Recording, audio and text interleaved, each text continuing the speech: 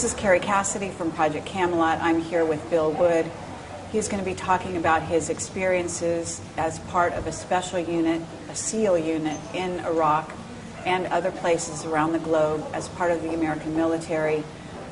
Some of this testimony may be considered to be in violation of his national security oath, but we are going to be trying to stay within the parameters of that. And he is going to, first of all, speak on the subject of a disclaimer in regard to a project that he is using this for on a personal level. Hi. I just want to disclose to everybody that I am writing a fictional book about this interview and the things that I discuss in this interview. And the reason for this interview is for purposes of marketing that book. And that book, of course, is fictional. Okay, great. And so at this point, we are going to start in the beginning, and I'd like you to talk about why you came and contacted me and what group or groups you, in a certain sense, represent, if you want to use it sort of loosely in that term. Okay.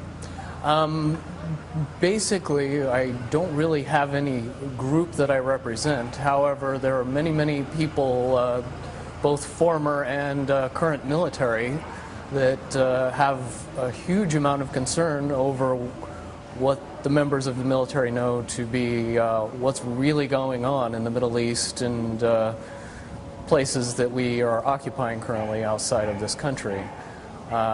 Those concerns have grown more and more throughout the years, and it's to the point where a lot of these current and former military members speak. The best description of these military members would be oath keepers. And an oath keeper is somebody who basically focuses primarily on the oath that they took when they joined the service, and not so much what they're ordered to be to keep secret or to tell as secret, as opposed to what is in the best interest of the Constitution and the country. Okay. Let's say also that there's a purpose behind this that has to do with the NDA. The main purpose for this interview was the enactment of the National Defense Authorization Act. The individuals that I speak with on a regular basis have grown a consensus that this is the end of the erosion of our constitutional rights, and it pretty clearly spells out in a lot of paperwork that America has been declared a war zone, and American citizens are subject to arrest and detainment outside of the constitutional protections of trial by jury, the right to an attorney, the right to being charged with a crime even is stripped away in that bill.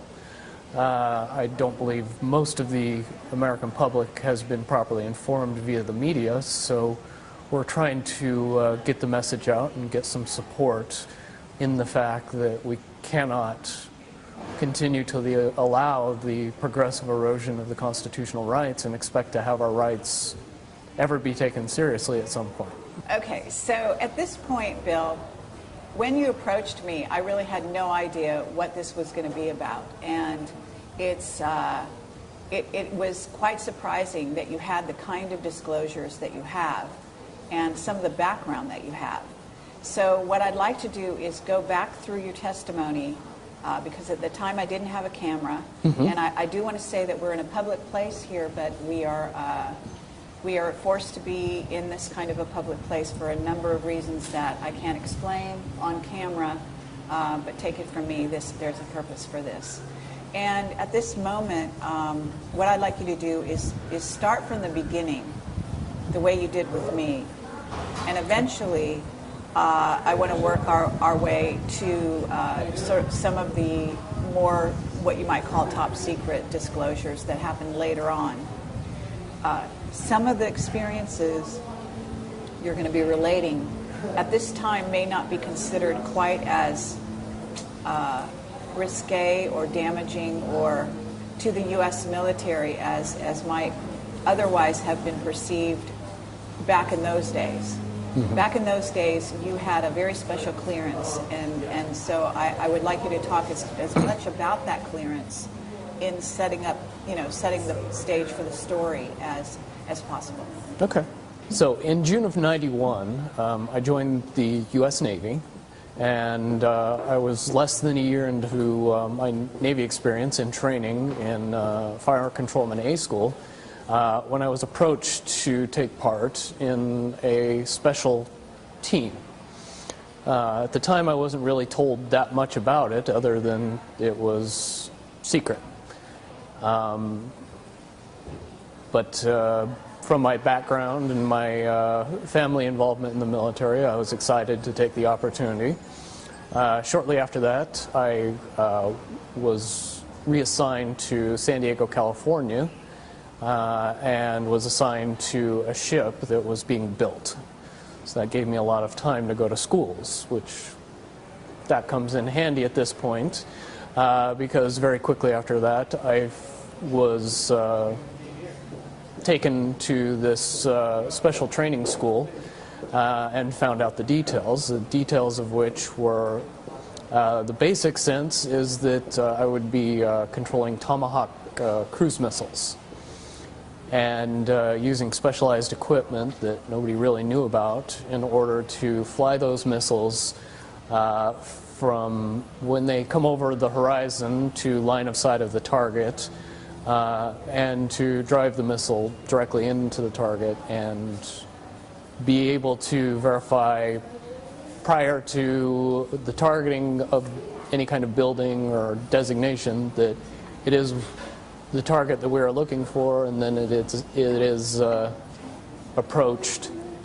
and the Tomahawk missiles are used against it effectively, and then we also do bomb damage assessment after that. Okay, but the reason you got involved in all of this is because the Americans found, was it during the first Iraq War that their Tomahawk missiles were going off target? There was a problem with Tomahawk missiles in the first Persian Gulf War, and if anybody can remember the baby food factory incident, when buildings tend to look alike, they have trouble, the Tomahawk missiles have trouble telling which one's which. And the problem that they had, or that they found they had, was that it made the missiles only about 70% accurate. And that was a big problem because we ended up blowing up buildings that the Iraqis would then put on the TV and say they're blowing up baby food factories. And that tended to negatively affect us on the news. So we had to come up with a solution to that problem. Okay, and so they brought you and people like you on board. Can you explain why you were selected? The primary reason I was selected was A, because of my background. I came from a military family, and B, because of my qualifying scores during training. I found out later that they selected the people who knew absolutely everything about everything and were very good at taking tests and very good at solving problems, which is what it eventually came down to. It was after that that I found out that I not only scored very high on the test, I got a perfect score on the test, which is one of the main reasons I was approached, and the others in my group were approached. Okay, so what kind of a test was it, though? Does it test your intelligence? Does it test your, I don't know, is there a physical test as well? The original test was the ASVAB test, and that is just a standard military test that tests many aspects of how intelligent you are, how you process problem solving, how you approach different situations, and ultimately how much knowledge you have on many, many diverse subjects. When it comes down to it, it's a overblown IQ test and relates mostly to your cognitive reasoning skills. All right. And was there a physical test as well? No, physical testing wasn't necessary for this project. Intelligence was more important. They later proved that the physical portion they could fix. The making somebody smarter, very difficult to do. Okay. Right here, I know that this is kind of going way ahead, but at a certain point you were trained and selected also, you found out later, because of your psychic ability. Is that right? I guess the proper term would be potential. Everybody possesses a certain amount of inherent ability towards upper level thinking. It really matters as to how prone they are to being able to effectively use it and not let lies get in the way. Okay, and so you were trained in a very special place to enhance those skills, is that right? Lots of special places, but one in particular that I think people would find most fascinating, yes. Which is? One place that I was able to train at in particular that people would be familiar with is Area 51. I was able to go there for a single training course that was popularly entitled Advanced Psi.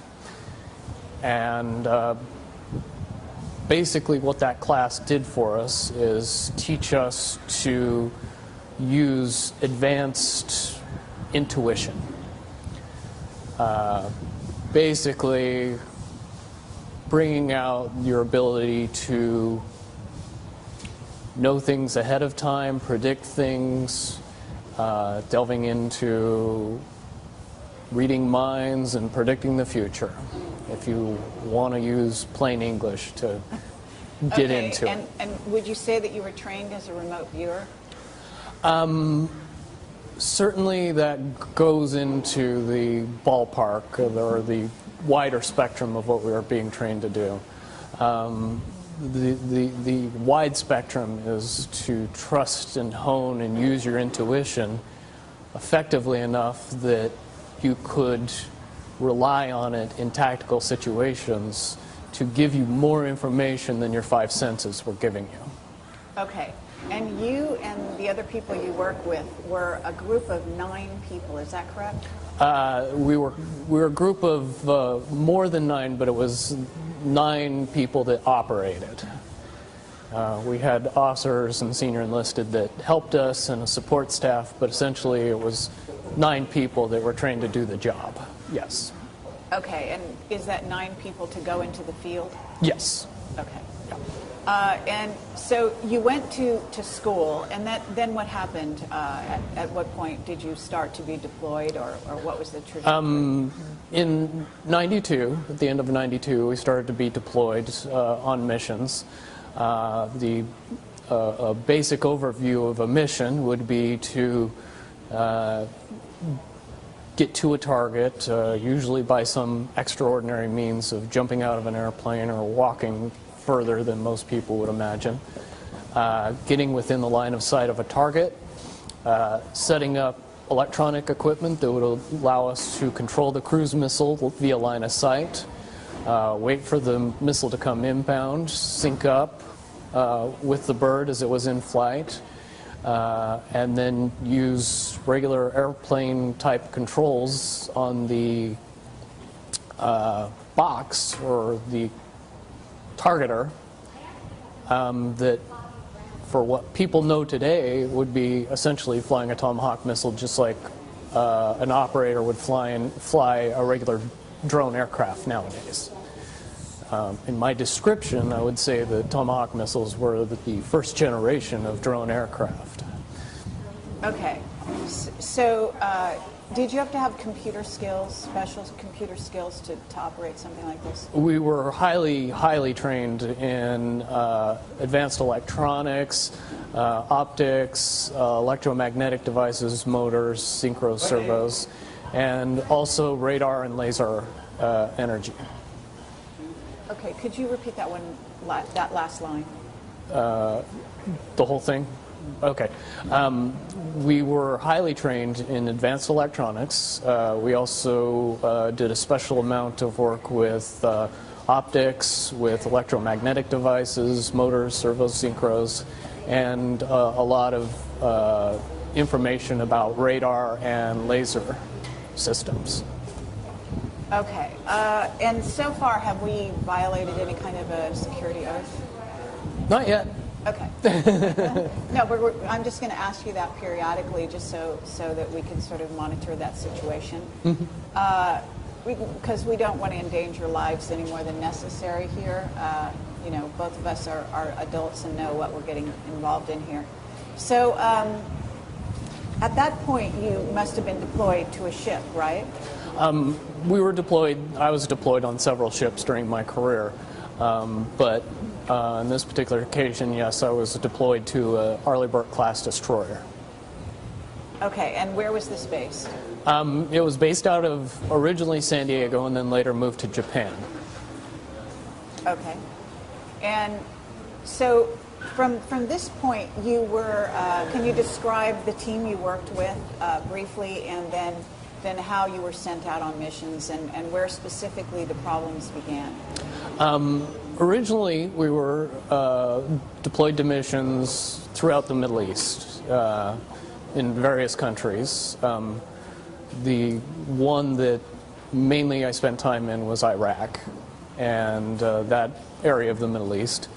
To most people's understanding, I think everybody thinks that the Gulf War ended shortly after it began in 1991. However, I do have personal experiences that would say that the level of occupation and level of violence that the American military perpetrated between 1992 and 2000 would be surprising to most people, I believe. Right. So at this point, you were deployed with a team on these missions, is that right? Right. Basically, the designation that we had was SEAL Team 9. Now, if you do all of your research, you find out SEAL Team 9 doesn't exist. That's okay. Until recently, SEAL Team 6 also had the same level of security and also didn't exist until shortly after we killed bin Laden. And then a couple of months after that, a helicopter was blown up, and then SEAL Team 6 really didn't exist. Okay, and they didn't actually kill bin Laden on that foray, so to speak, either. Based on the information that I had during the time that I was in the military, I do not believe Osama bin Laden was alive in 2011 when he was reported killed. Okay. So you were deployed on missions, and you were a group of 3, is that right? Yes, we were actually 3 groups of 3. We went out in 3-man teams. Basically, we were all trained to do each other's jobs, but we tended to do our individual jobs mostly. We had a team leader who was a first-class petty officer. We also had another member of our team who tended to concentrate mostly on weapons and protecting everybody while I was doing my job mostly. And then I ended up running the equipment most often and flying the Tomahawk missiles and the air surveillance drones that we would use to also cover our butts when we were moving around. Okay, so you were targeting the missile, in other words? Yes. Okay. From when I started operating in about 1992 to about 1995, most of the missions that we were performing seemed military targets and above board and worthwhile for the level of effort that we were putting into it. Although we were not at war. Although we were not at war, we were going after viable quote-unquote targets, or things that at least seemed viable from the outside. Okay, but they were so in a sense, I mean, if we're not at war, for us to be sending a Tomahawk missile to bomb even a military installation in another country is technically an act of war, is it not? It's very much an act of war and completely violates UN rules and regulations. Yes. Okay, and so you were doing this on a regular basis Yes. as part of a top secret group. Correct. Okay, are you able to describe what kind of clearance you had?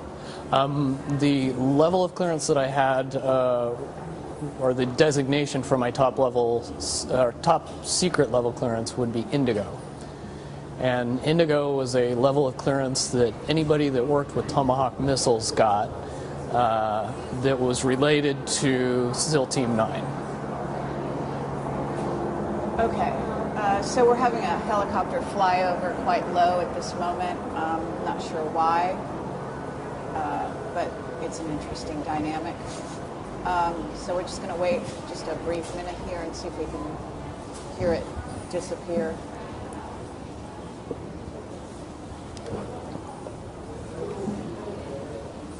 Okay, so at this point you were doing targets, and you were doing them in what countries? Throughout the Middle East. Do you want to name some of those countries? Some of the big ones that everybody would recognize: Saudi Arabia, Iraq, Afghanistan, one or two in Iran, Yemen, Syria, Okay. Libya. Those are the ones that people would be most appreciate knowing about. Would this be termed asymmetrical warfare? Very much so, based on the fact that the level of industrial revolution complex material that we were using against these countries, they had nothing that could counteract it or prevent it. Okay, so let's describe the missile itself, its range and its capability, and then the idea that I think you said that ultimately you were targeting 2. Is that right? Correct. Tomahawk missiles are, yeah, you like that? Okay, we're having more helicopter flyovers here. Not sure what, we're in actually a shopping center in Malibu. I'm not sure why we would be having some flyovers here. Popular. I mean, there's plenty of helicopter activity in the Malibu area, but it's usually along the coast, just FYI. Okay, so moving right along, the capability of the missile itself. How Tomahawk missiles work, they're normally sea-based launch missiles. The primary launch platform was either a Los Angeles class fast attack submarine or an Arleigh Burke class destroyer. There's certainly other ships in the Navy's arsenal that can launch those missiles, but that wasn't their primary purpose.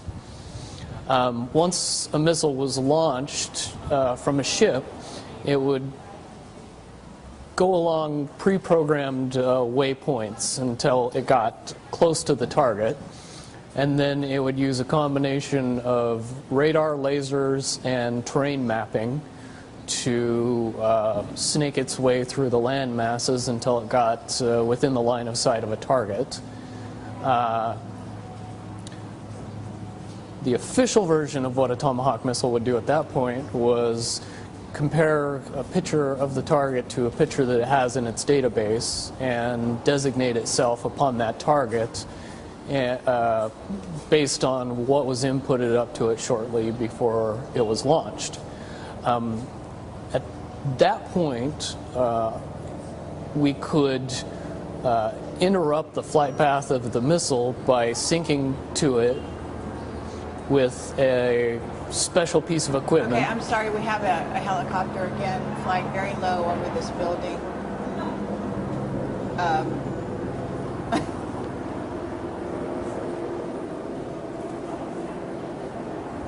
I mean, if this continues, we'll probably have to move on to some other location. That's fine. I can't for the life of me imagine why it keeps going over and over. No. Okay. Okay. Just back up a tiny bit. Okay. Once the... So you say that there was an official version of the targeting, right? Of how it targets, and then there's an unofficial version that you were involved in. Is that correct? Correct. And the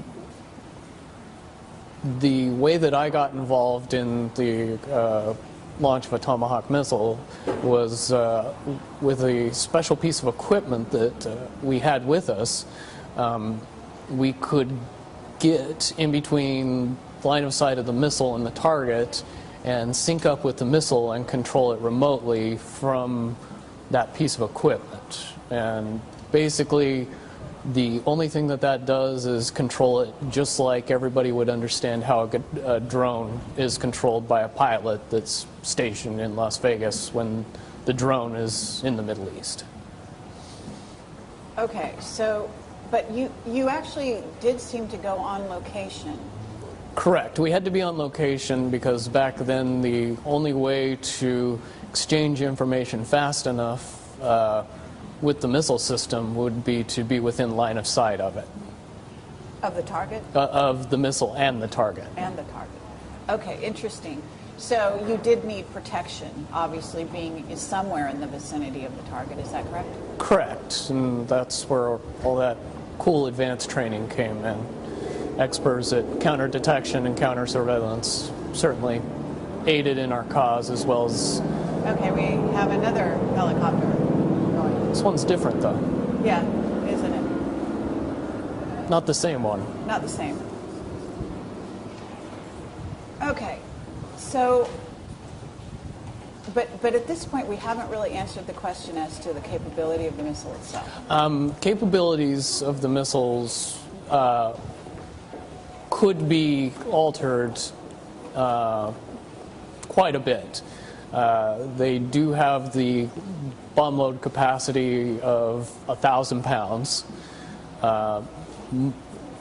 There was generally two types of Tomahawk missiles, one that would carry cluster bombs and a main explosive charge, and then the other missiles would just carry an explosive charge. Generally, I would deal with both kinds of missiles. However, the bomblets or the cluster bombs would have been dropped prior to me ever seeing the missile. That would have been done remotely, usually. By someone else? By the missile itself on a pre-programmed path. Cluster bombs usually are anti-personnel or small, soft targets. When we were designating targets, we were usually going after buildings. Okay, interesting. So you also talked about the cost of each missile. That was one of the things that we always questioned. They were amazingly expensive, $1.2 million each, and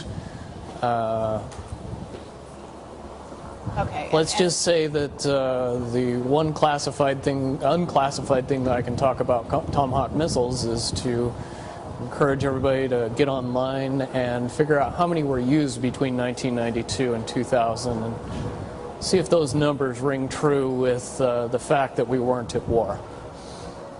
Okay, very good point. Well, let me ask you that question. Do you have any idea of the numbers? Hundreds, probably pushing into the thousands.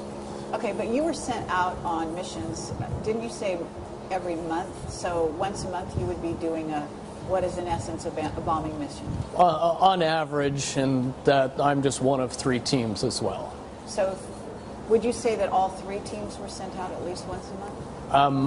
Though we were highly compartmentalized and I wouldn't know, I can reasonably assume that we all did just as many missions, yes. Okay. Is this the sound of a helicopter still? Mm-hmm. Interesting. It's like hovering. Yes. Just right there. Okay. Do you feel threatened at all by that? No. but it only has to do with what I've been through, and not that I don't think your concerns are unreasonable. Oh, okay. Okay, interesting. Yeah. Well, I guess we're going to wait and see what happens here. We may actually have to move on. So at this juncture, what we haven't talked about, again, is the amount of damage that could be done by one missile. And then explain the notion that you used two after a while, and when you started using two. The most important thing to know about Tomahawk missiles was the material that they used for their explosive. It was called Destex, and the easiest way to explain Destex is C4 that you need a lot less to cause the same amount of explosion. So 500 pounds of Destex would be the equivalent of 2,000 pounds of C4. Okay. In explosive. And because potential. I don't know anything about this, can you give me a radius? So if you targeted the building, what radius of damage would happen? The shock wave would destroy everything between 50 and 100 yards of the building. Okay. Loss of life would be almost complete at 100 yards. Oh, almost complete at what? 100 yards. Anybody within 100 yards of the bomb would, the overpressure is... Okay. And what about further away than that? Beyond that is the potential for dying from anything from weak blood vessels in your brain to debris. And that would spread over a much greater distance depending on the target. Okay. And these installations or buildings that you were bombing, even though we were not at war, that were in the Middle East, you had intelligence that gave you background on why that target was selected. Is that correct? Correct. We always were given information about the target and what it was supposed to be, and how we were supposed to be doing the mission. Later on, after we'd been doing it for several years, we tended to question that information based on the fact that we found that more often than not, the information was either kind of wrong all the way up to completely wrong. Okay. So I just want to make sure that we cover this sort of preliminary until you go to the blow-by-blow of what went on. And we are still having helicopters in the vicinity, in the background. What do you think? Should we change and go to my I think if we ever want to get it done, we should change. Okay. This is not going away. All right, yeah. And I was thinking about that long before you were. I'm Kerry Cassidy from Project Camelot, and I am here with Bill Wood, and we have had to move from our location where we were to a more private situation in order to take this testimony, because we have been overflown by repeated number of helicopters that simply did not want to go away, right? Nope. They were there long before the interview. Okay. But they made themselves very, very prominent during the interview, I have to say. So, and we will have kept that on this tape, and I plan to use that part, okay? But... I'm used to the attention.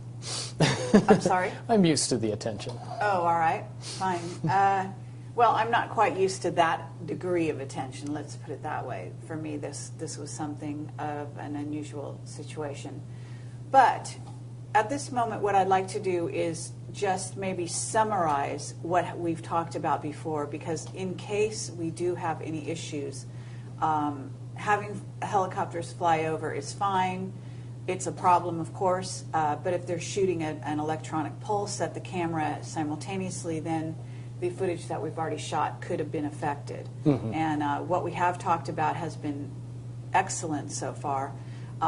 What I'd like to do is recap it, okay, sort of in as short amount of time as you can. Mm-hmm. And what we're covering here is, the team you were that you were part of, the part of the service, the special training, and the capability of the Tomahawk. Okay. Basically, my military career was such that I was in the United States Navy from June of 1991 until June of 2001. In that time, I served in a special unit called SEAL Team 9. We were trained primarily to use us as an asset to control and handle Tomahawk missiles, cruise missiles, that were used inside the Persian Gulf region in the Middle East throughout the time frame of 1992 to 2000, to my knowledge. Those missiles were used in a capacity similar to what people would understand how drones are used today, both as intelligence gathering, but obviously the end game with Tomahawk missiles was to blow something up at the end of the flight. So that's what we would do over a secure link. We would get the equipment ready, wait for the Tomahawk missile to come inbound, sync up with the missile, and then control it through its terminal phase of flight. And then after detonation, we would do bomb damage assessment and then get out of the area quiet as ghosts. Tomahawk cruise missiles are usually sea-launched. So from that point on, you're in 1995 and you're still being called out. When you're not doing these assignments, these once-a-month assignments, you are on the ship doing other jobs? Yeah. We were perfectly capable of fixing regular radar weapons equipment and weapons platforms. I worked on one very specifically called Close-In Weapon System. I also worked with the Harpoon weapon system, the 5-inch gun weapon system, and the Aegis weapon system. So on an early Berg-class destroyer, I was qualified to take care of a lot of equipment, which came in handy. Okay. And so you were, and I guess, did you enlist? Yes. Okay. So this was a choice. Yes. There was no draft at that point. Everybody that was in the military was there of their free choosing. Okay, and I know this is slightly a digression, but you chose the military. Why? I come from a military family. My uncle was a command master chief in the Navy and retired after 30 years. I believe he made it up as high as somewhere between the 3rd and the 5th highest ranking enlisted person in the Navy while he was there.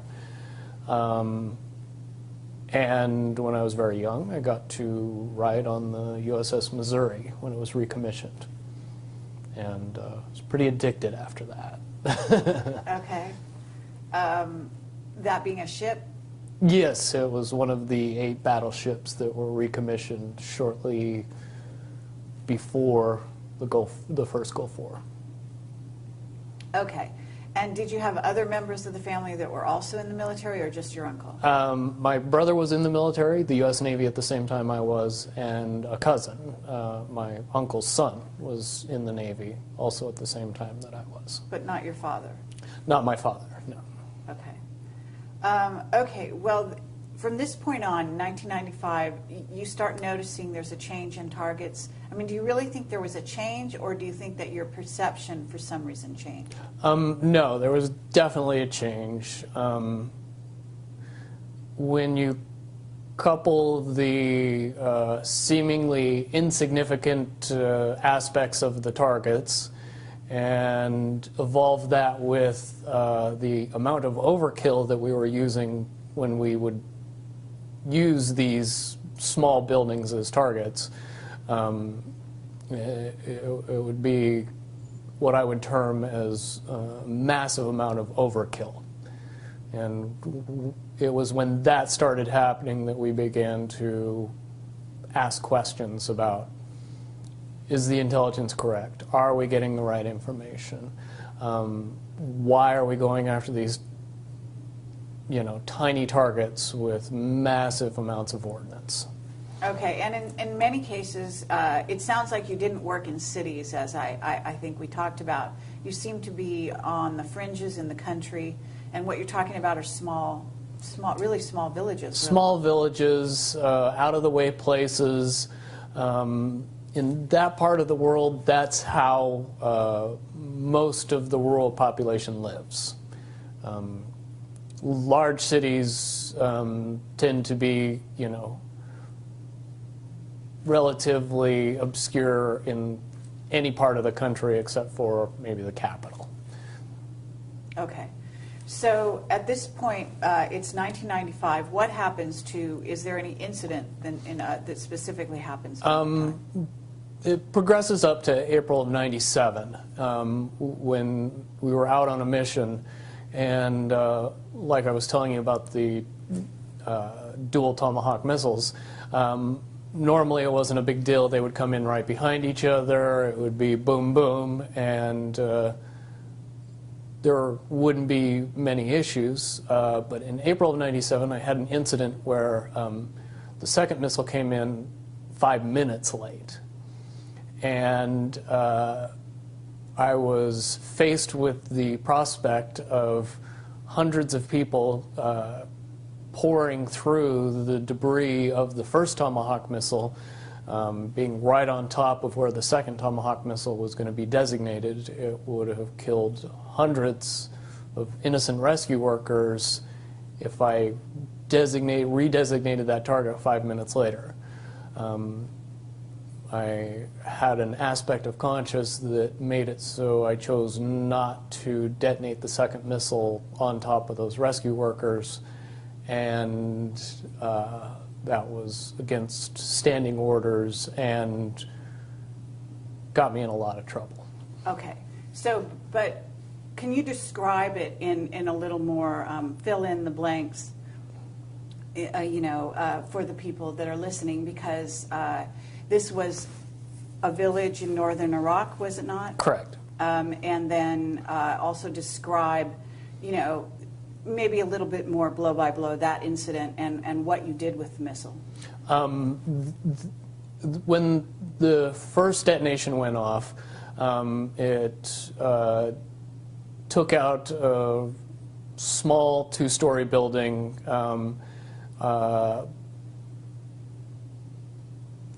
That was kind of set off away from most of the other area.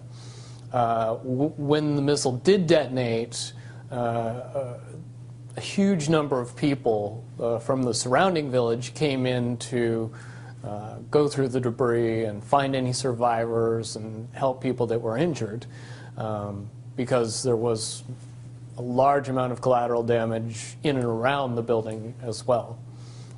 Smaller buildings, homes were knocked over or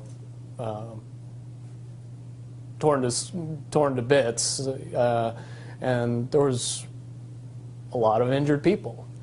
So, and what you were saying was that the impulse of the townspeople when any building is targeted is afterwards is to rush in to sort of deal with the wounded or Correct. Handle the situation, right? And yes, and that was normal for my experiences to see people go in after the detonation and do what they could to help the people that were inside or the people that were hurt outside. Okay, and so at that point, what happened? At that point, I made the decision not to detonate the Tomahawk on its designated target, and I flew it safely off into a mountain and detonated it there, where it didn't hurt anybody. Okay, and what people need to understand is that you were completely in charge of the controls at that point, right? Yes. So it wasn't the other two people that you're working with that necessarily agreed with that decision. This was your own decision? This was my own decision, and there was nothing that the other two people could have done to make it happen, because there was just no time in between when they realized something was up and then the missile was destroyed instantly after that. Okay. Certainly they realized afterwards what I'd done, and that it wasn't going to go good when we got home. All right. And at this point, you were in northern Iraq? Yes. And how far away from the place of detonation, so to speak, were you? That time we were probably 2 miles away. Uh-huh. But you had line of sight, as you call it. We always tried to get up as high as possible and extend line of sight as far as we could. Didn't need to get close, so we tried not to. Okay. And as far as that goes, what do you use for line of sight, just out of curiosity? Were you using some specialized equipment in order to see the target area? The box, as we called it, would use a narrowband microwave frequency that was encrypted to sync up with the missile when it came into line of sight. The reason we would use that type of communication is because it was hard to interrupt or jam. Okay, but so your visual was good. Is that what you're saying? Well, we would have visual of the target, but I would also have visual of the target via the camera in the Tomahawk. So I see. I could So you fly were it actually, via the camera. Oh, really? So Yeah. you actually were riding, in a sense, riding along with the missile when it went to its target? No. Wow. The fact that there's cameras in Tomahawk missiles was ultra top secret. And then I happened to notice when we were launching Tomahawks on Libya just last year that they showed the camera picture from the Tomahawk, and I just wondered if most people knew how many things they saw on TV that 10 years ago were ultra top secret. Okay. Yeah, well, no, I think that that's important for people to realize, is that what's happening right now is that we have an asymmetrical war being conducted just as it was back then. The difference, I think, is that some of these incidents do get reported in the news. We do hear about the U.S., for example, attacking in areas of Pakistan, areas of Syria, from what I understand, periodically, right? Yes, and a lot of that information doesn't come from journalists or news reporters. It comes from assets that I would say are doing what they can to fight for the country, even though they work for the military. Okay, okay. To trying to get the word out as to what our government is actually up to. I believe the proper term is whistleblowers. Okay. Hee-rah, or as they say, whatever. So what happened? Okay, so this happened, and then what happened when you returned? Or what was the trajectory? Nothing per se happened when I returned, but a month after that incident, I found myself facing general court-martial for unrelated charges.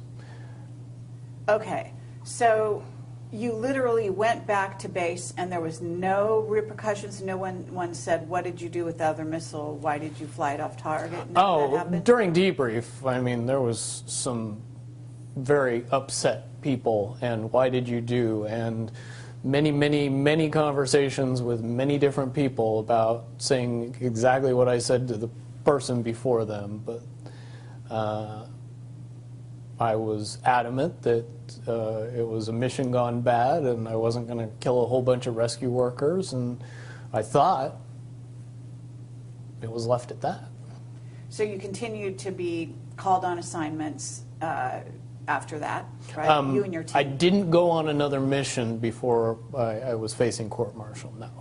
And what was the period of time between those two things? It was a month or less. Oh, so you immediately were, it's pretty much, I mean, 1 month of downtime, and then you were called into court-martial. Okay, and that was for what? That was for what they said was child rape, which it definitely was not true. Okay, so basically you're based on a boat, ship, from 1992 until this time, which was 97? Yes, I was based on a ship, but realized we weren't always on the ship and we weren't always in the Persian Gulf. Okay, so was this on leave, an incident that happened when you were on leave? This was an incident that happened 2 years earlier when we were back in home port in San Diego. Okay, and just to summarize that quickly, the situation was what? The situation, what actually happened was I found myself in a situation where I was having consensual sex with a 16-year-old girl when I was 25 years old. Not what they characterized it in my court-martial as. Okay, so she was 16, but you thought, but even that was underage, or I don't even know what the laws are. Well, the laws in California at the time were that 16 and 17-year-olds could consent. That law has since changed. Now it's a misdemeanor for 16 and 17-year-olds to have sex with people over the age of 18, which is why I didn't get charged in the civilian community. I was charged via court-martial. Okay, so they went back 2 years prior and charged you, and did you know why? Like, I mean, you basically put two and two together and figured that they were targeting you somehow. Can you describe what the rationale is on the part of the military and how you explained how they kind of have something on each person? Well, the rationale is obvious. If the military has something that they can use against you, which in my particular case was obvious, they can not only use the situation but blow it completely out of proportion. And in the military justice system, there is no real recourse to being able to prove yourself innocent of charges. More typically, you're found guilty long before you ever make it into your court-martial. You don't have the right of a jury of your peers. Your jury consists of military personnel that are senior to you in rank and that have an overwhelming desire to protect their career over what they decide in your court-martial. So, in other words, they're sort of conditioned to find you guilty regardless, because that works in their favor. Absolutely, because if you go into a room being told by somebody that's in authority over you that a person is guilty, it's nearly impossible to be an impartial juror at that point. I think Bradley Manning could tell us all about that. Okay, yeah, no, that's pertinent, actually. Okay, so at this point, you've actually, gone against orders. They decided they want to pull you back into rank, or whatever you call that, rank and file. So yeah. what did happen then? Shortly after I was charged, I was contacted by my SEAL team lead officer, who was a lieutenant, and he gave me the option of rolling the dice and facing my court-martial and pretty much guaranteeing that I would spend 11 years in Leavenworth, Kansas, or I could take a slap on the wrist, plead guilty to something completely innocuous, and go back to work and do my job as a good sailor would and blow up targets with Tomahawk missiles and not say anything about it to anybody. That's what I chose to do. And you also suggested that they sort of had something on the other members of your team as well? I believe they had something on every member of our team, because we all had at least one skeleton that we all knew about. So it was definitely something that would make it so they could pick and choose and destroy the life and career of any member of our team and easily get away with it. Okay, if for some reason one of them decided not to follow orders or be insubordinate in some Correct. fashion. Or something similar to what I did. Okay.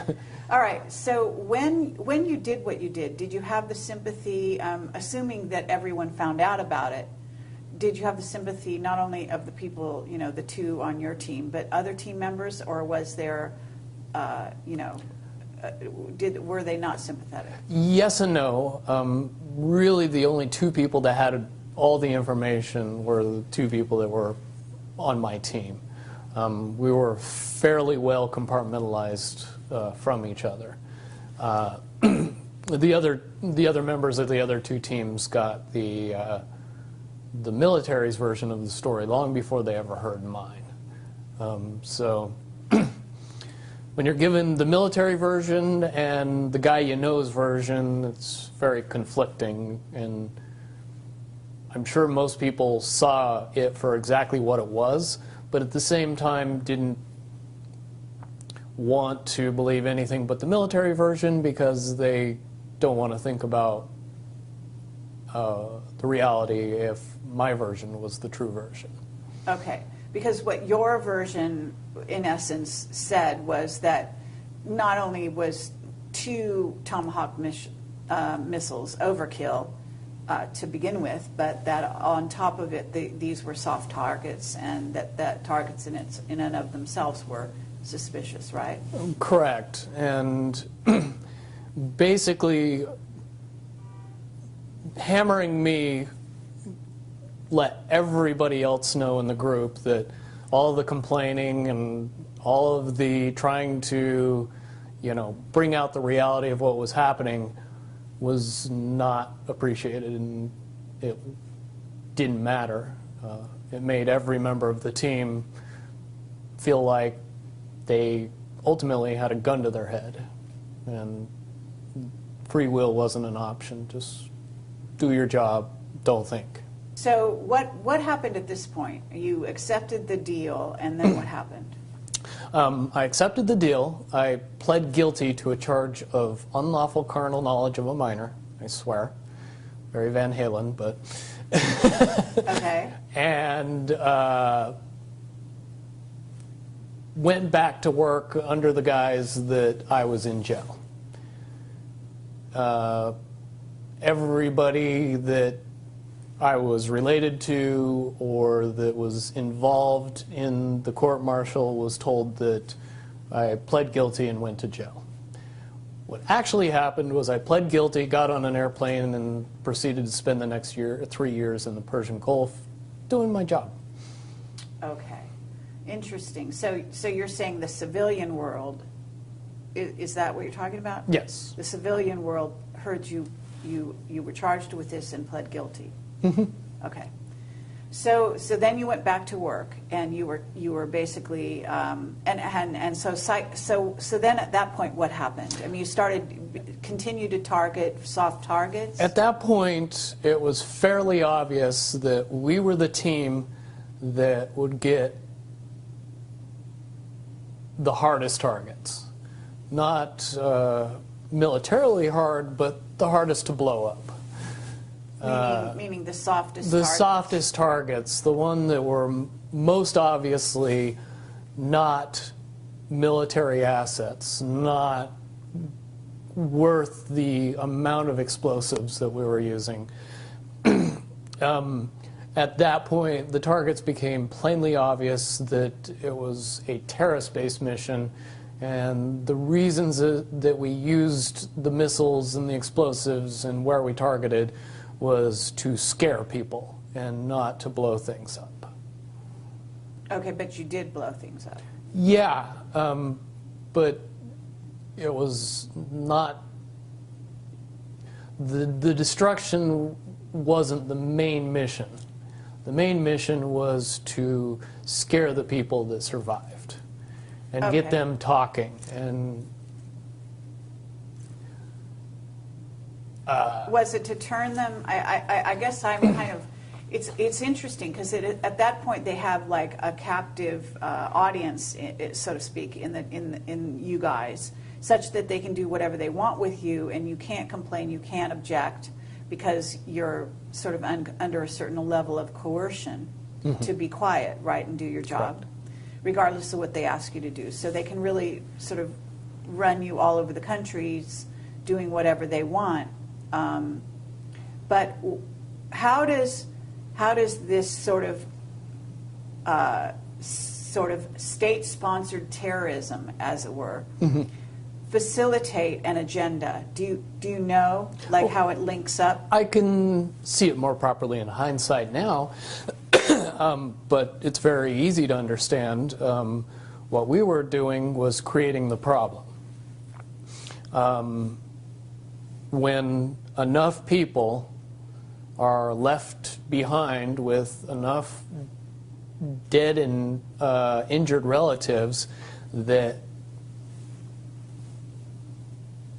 strapping a bomb on themselves and doing a suicide mission seems very reasonable. After you've been after after your mother, your father, your wife, your sisters, your brothers, your sons, your daughters are killed in a Tomahawk missile attack. Which they knew would be an American attack, right? They knew better than anybody that they were American missile attacks. Okay. Most Iraqis were well aware of Tomahawk missiles, what they did, how they did it, and more importantly, how many people they killed.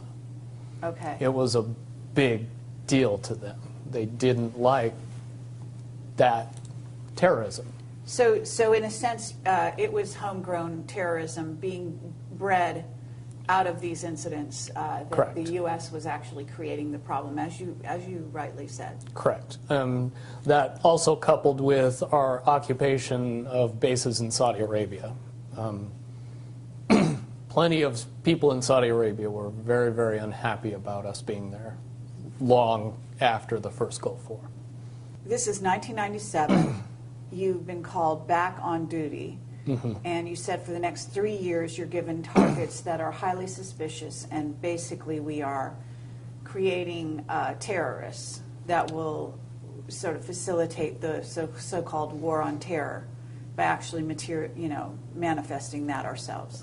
Correct. I can unequivocally say that the targets that we were given and the way we were used was solely for the purpose of creating massive amounts of fear in the general public of northern Iraq, and rumors and stories of which filtered all throughout the Middle East. Definitely in 1998, I would say that the average Middle Eastern person knew for sure that the U.S. military was targeting civilians under the guise of combating terrorism.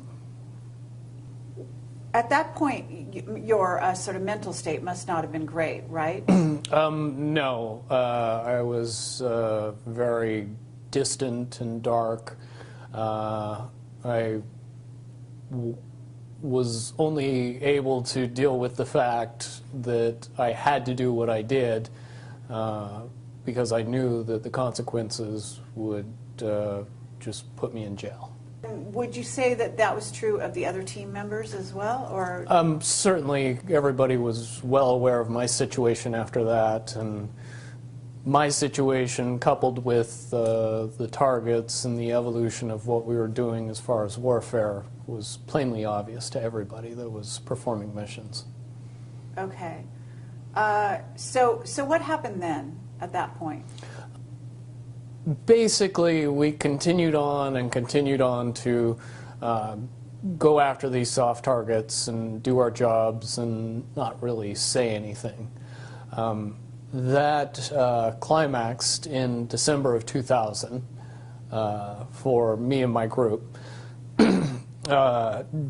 during the time that we operated in northern Iraq, we found certain groups of indigenous population that we would consider assets and would use on a semi-regular basis to accomplish our missions. In turn, we would help the indigenous people of the villages with food, water, ammunition, protection, intelligence, give them what we could to pay them back for the kindness that they offered us when we needed help. Okay, and these individuals or the villages where you were finding shelter, so to speak, were they among Kurds or among Shiites? Kurds and Shiites. Sunni sect wouldn't help us. Oh, all right. But the Shiites and the Kurds, they were more than happy to try and do something positive for their country, to try and help the U.S. military. So eventually the dictatorship that existed in the country would eventually fall and they would have democracy and freedom.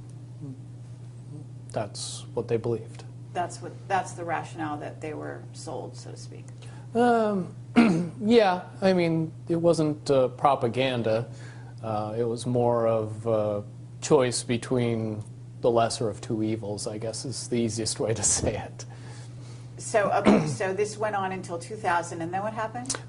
In December of 2000, we came back to a village that we were using as an asset. And on the mission before this one, we had gotten intelligence from the village elder that described an imminent attack on U.S. soil that involved pilots.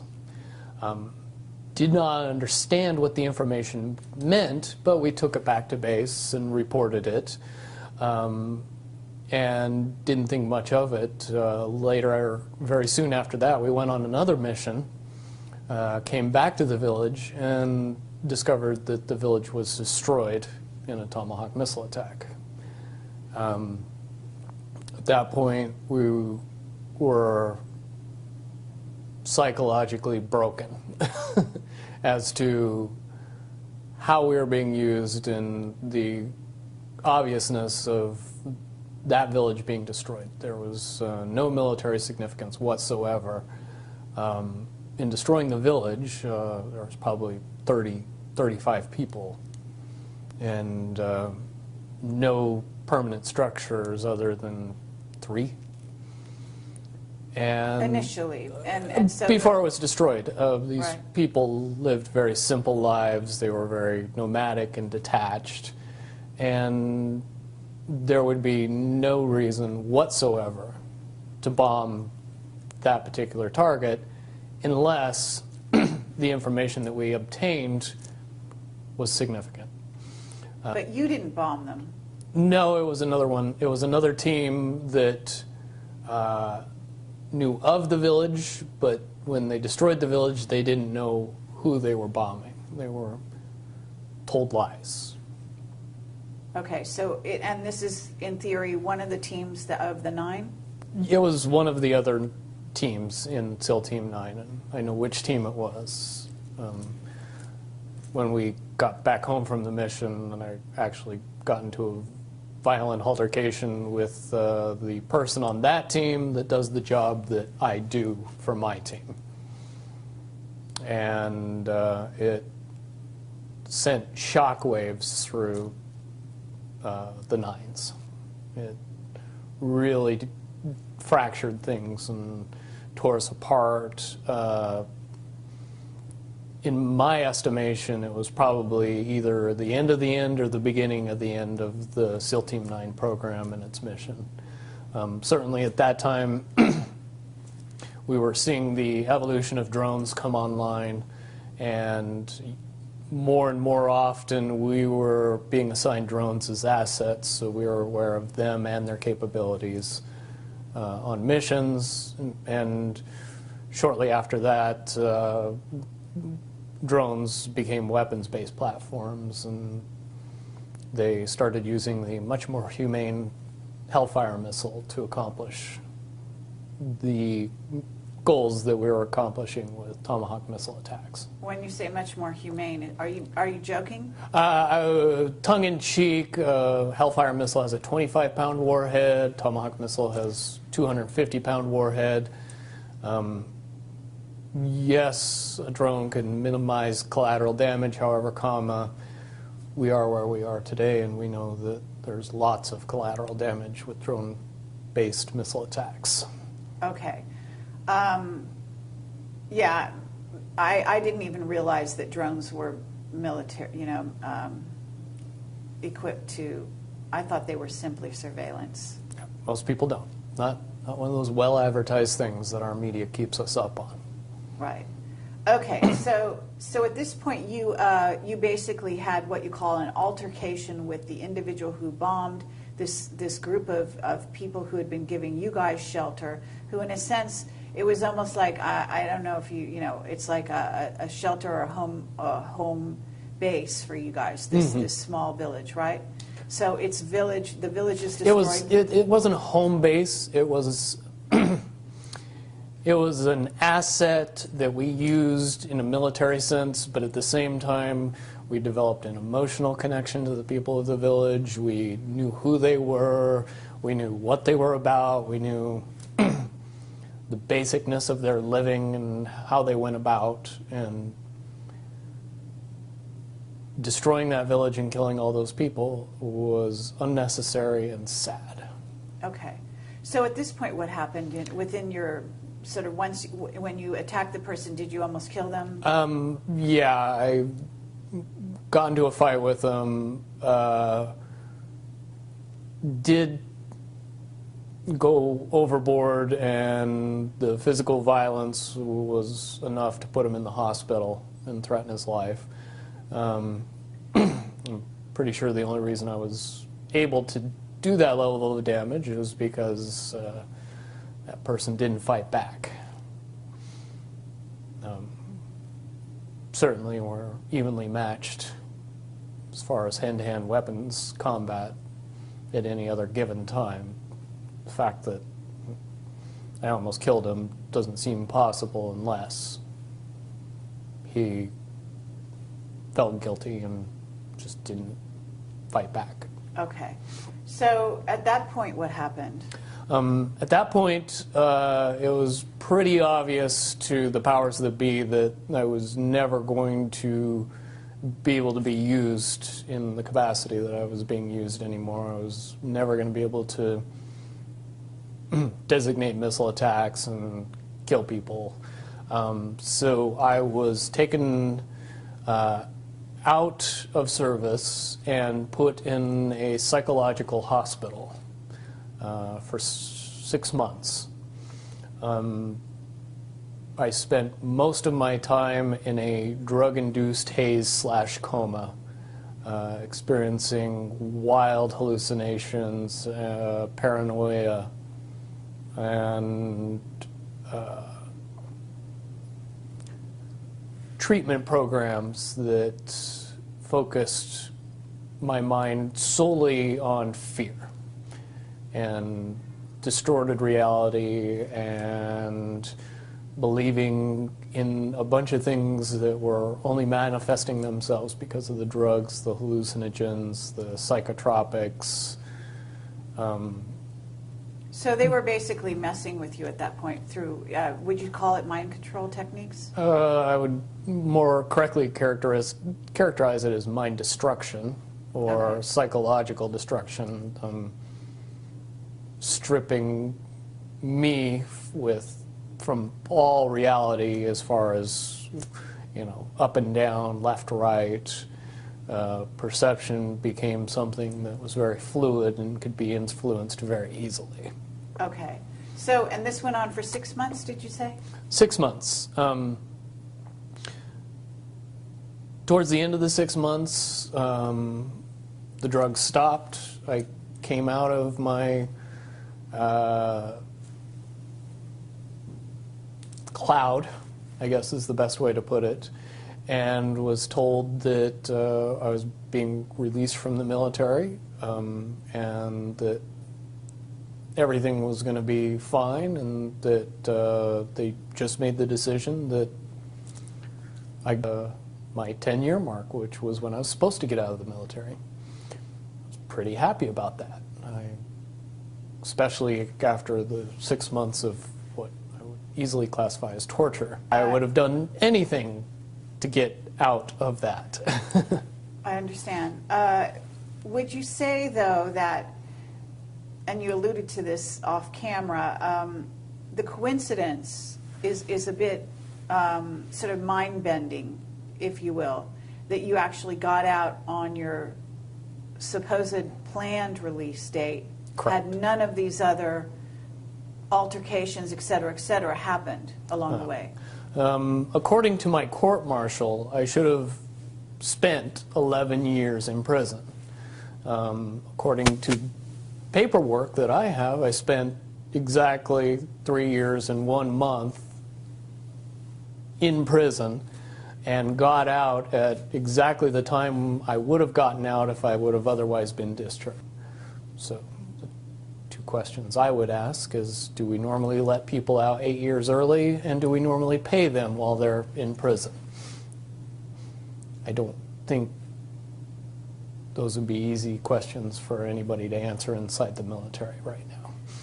And I've proven that since I've gotten out. You know, there's so many avenues we could go down, and I did ask you to watch the video of Duncan O'Finian, which you weren't familiar with prior to our No, interview. didn't know he even existed prior to you mentioning it. So. Okay, and do you want to say your reaction to seeing that? My reaction would be mostly based on my perspective and what I know. And in a word, the things that I heard and the information that he gave were eerily similar to many, many aspects of my training.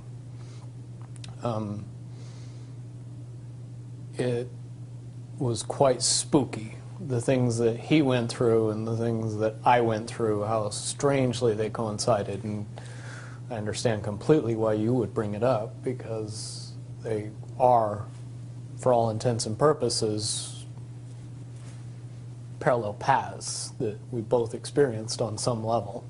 At this point, you got out of the military. What happened then? I got out in June of '01. I went back home to Salt Lake City, Utah, and got a construction job, and was going to be completely content putting all of my military past behind me and moving on with my life. On September 11th, however, that thought process got majorly interrupted when the Twin Towers were attacked, the Pentagon, and another flight was hijacked. It was at that point, based on my experience, that I looked at the events of 9/11 and drew much, much different conclusions about the whys and wherefores of the event, and some major, major problems with the popular story based on what happened. Certainly if you're the guy that for 8 years drove planes into buildings, you might see the correlation between somebody coming back and doing it to us. But when you're saying drove planes into, you're actually referring to the Tomahawk missile as a kind of a plane? Tomahawk missile flies like an airplane. It acts like an airplane. It can be controlled with normal airplane controls. It has wings, it has tail fins, it has a rudder, it has a jet engine. It sounds like a jet. It would be hard, based on the fact that they fly very low to the ground and they fly very fast, to get a good look at it enough to be able to tell it from typical airline plane to a Tomahawk missile. Certainly all anybody would get is a glimpse.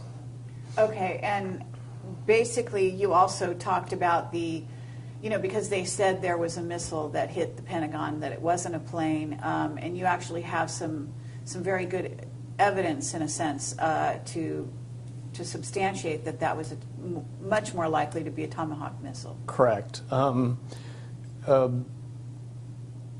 The best information out there, in my opinion, is a documentary called Loose Change. It tells out all the information in much, much greater detail than I can express it. But the one important thing that I noticed was the turn that the airliner supposedly made before it actually hit the Pentagon.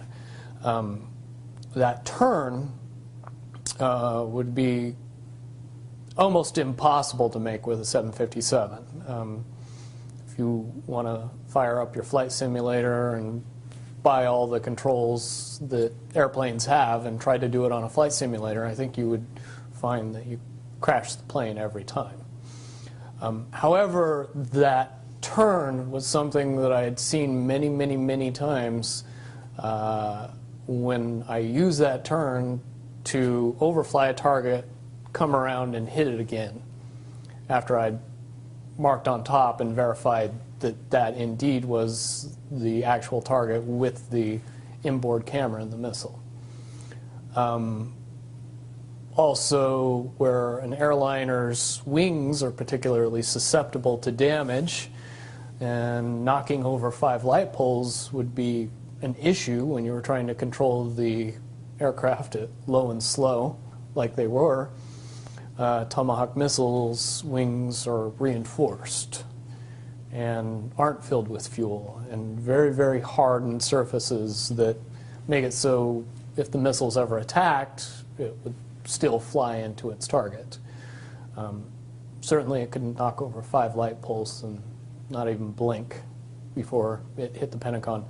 The other eerie part about the whole situation is that it hit the Pentagon at the one area of the Pentagon that had just received a reinforcement or an upgrade that made it the most reinforced part of the building. The part of the building that would be damaged least by an attack.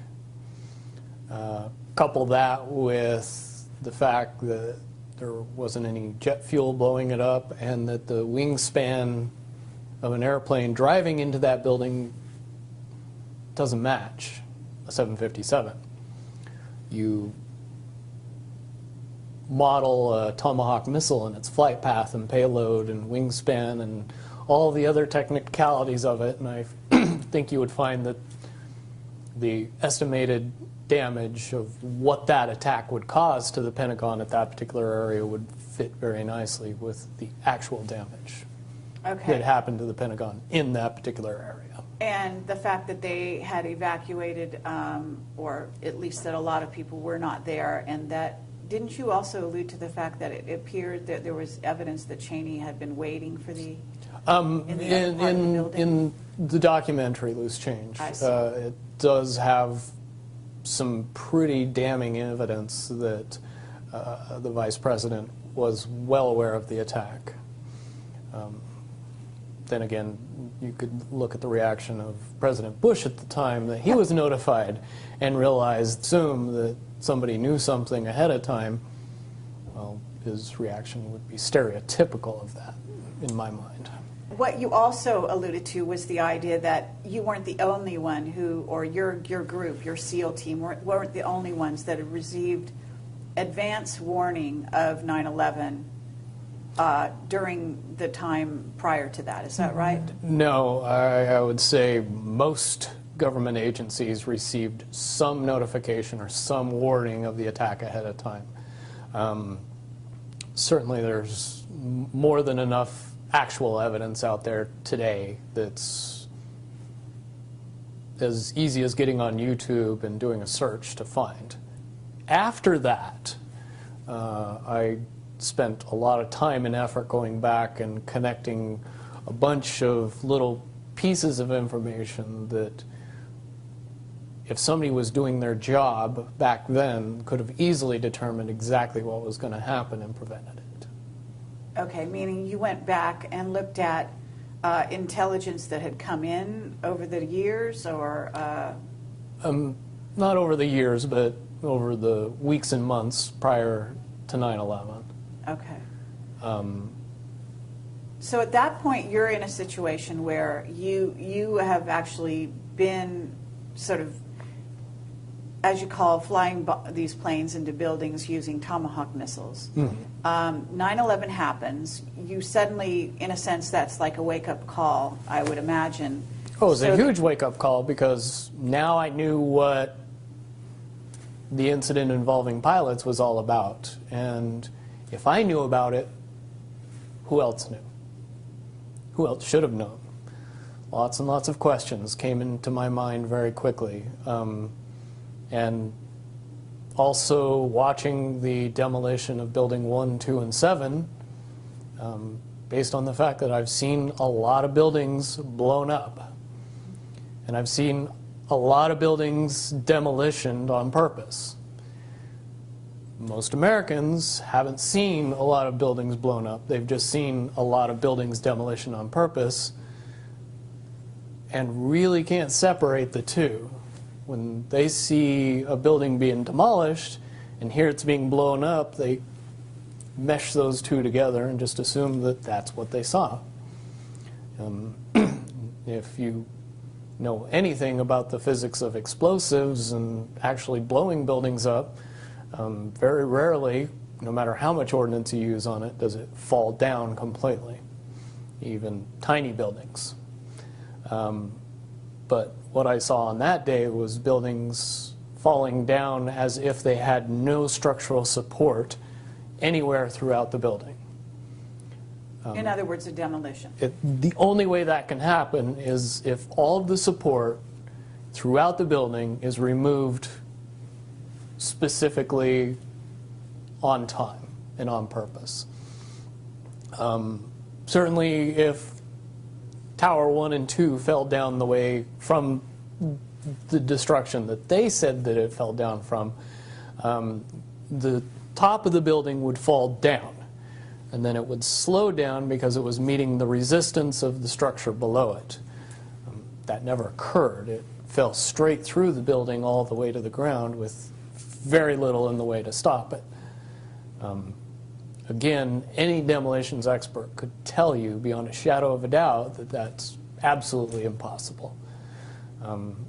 You couple that with the information that when the Twin Towers were built, that they were built to withstand a 707 attack, and they were engineered specifically for that possibility.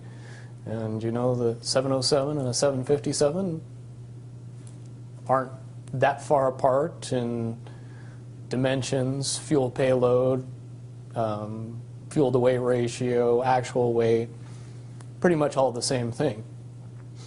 Prior to 9/11, all of the information says that attacking either of those buildings with an airliner and driving it into the building couldn't knock it down. Okay. And certainly it wouldn't knock down the building next to it. Okay. So at this point, you know, because this is not really, I mean, 9/11 plays in, but this story goes on beyond that. So at this point, what happens in your life? What goes on? At the time of 9/11, I had just gotten out of 3 months removed from the worst nightmare I could ever imagine in my life. I was not anxious to go back to that. So I kept my head down and I didn't say anything, and I wasn't about to tell people what I knew. Things had to evolve more and more out of control, and eventually they did. to the point where, you know, I was hearing that Iraq possessed weapons of mass destruction, which I knew couldn't be possible based on the fact that we had blown everything up that could even be remotely classified as a weapon of mass destruction. The country was not capable of sustaining a weapons of mass destruction program based on the amount of devastation that we had been pouring on it for the past decade. And so I knew something was up after that. The enactment of the Patriot Act further solidified my problem-solution beliefs on what happened with 9/11. Ergo, we created a problem and then were given the solution. And we never really questioned that solution. Never were really told that, yeah, but they attacked us because we had been attacking them for the past decade. Okay, well, the understanding, though, is that they actually didn't attack us, that this was an inside job on top of all of that. So certainly, if a Tomahawk missile hit the Pentagon, I do have some questions about what happened to the airliner that was supposed to have hit the Pentagon, and also the one that crashed in Pennsylvania. right, supposedly. Doesn't look to me like the crater of a full-size airliner. Looks something more akin to what it would look like if I popped a cruise missile over, did an Emblem turn, and drove it straight into the ground. Okay. If you know those little wing marks that everybody sees in the middle of that bomb crater, don't have any charring around them. And if those were the wing marks of an airliner, those wings would have been full of fuel, they would have had engines on them, and they definitely would have burned. I think it's pretty obvious when you look at the TV footage of the wreckage around those two sites. The wreckage was mangled, bent, but not burned. At this point, you've had a wake-up call, and what happens in your life, because you also talked about a certain degree of surveillance, that you didn't just walk away from the military. At some point, you were under the purview of the DIA, is that correct? Yeah. Everybody that possesses a level of clearance above top secret is watched and monitored long after they lose access to that level of clearance. Certainly a secret is still a secret even if you don't let the person that knows the secrets know any more secrets. So no matter what they did, I possessed a huge amount of information that the population in large needed to be kept secret from. So yes, you get used to a regular amount of surveillance, a regular amount of interference, regular communications with some mysterious people that come up to you and just start talking that you've never met before, but they seem to know everything about you. And that was what I experienced between 2001 and 2007-ish. So at this point, you have been spending from 2001, when you had sort of a wake-up call, what did you do? Did you just continue to do jobs, or? I continued to do jobs. I ended up going to college and getting my degree in electrical engineering. I worked for a fairly large medical laser company, and then shortly after that started my own business. Okay, and the business was what? Repair and maintenance of medical laser equipment and medical light equipment. I mean, you didn't address this thing where you actually are a registered offender? Yeah, that was part of the monitoring program that worked out very effectively. When I was discharged from the military, what they didn't tell me is that I was not going to be given a choice. I was going to be forced to register as a sex offender. And I basically had to either sign paperwork that said I would agree to that, or face my criminal sentence and go for another 8 years in Leavenworth. Once again, I made the obvious choice and got out of the military and decided that the registration program wouldn't be nearly as big a deal as going to jail. Okay, so they registered you in, I don't know, is this was this known neighborhood? I don't know anything about it. The registration program, when it started out, was fairly innocuous. Rather, the worst part of it was having your picture splashed online with a bunch of other people who probably had more inclination to going after children than I did.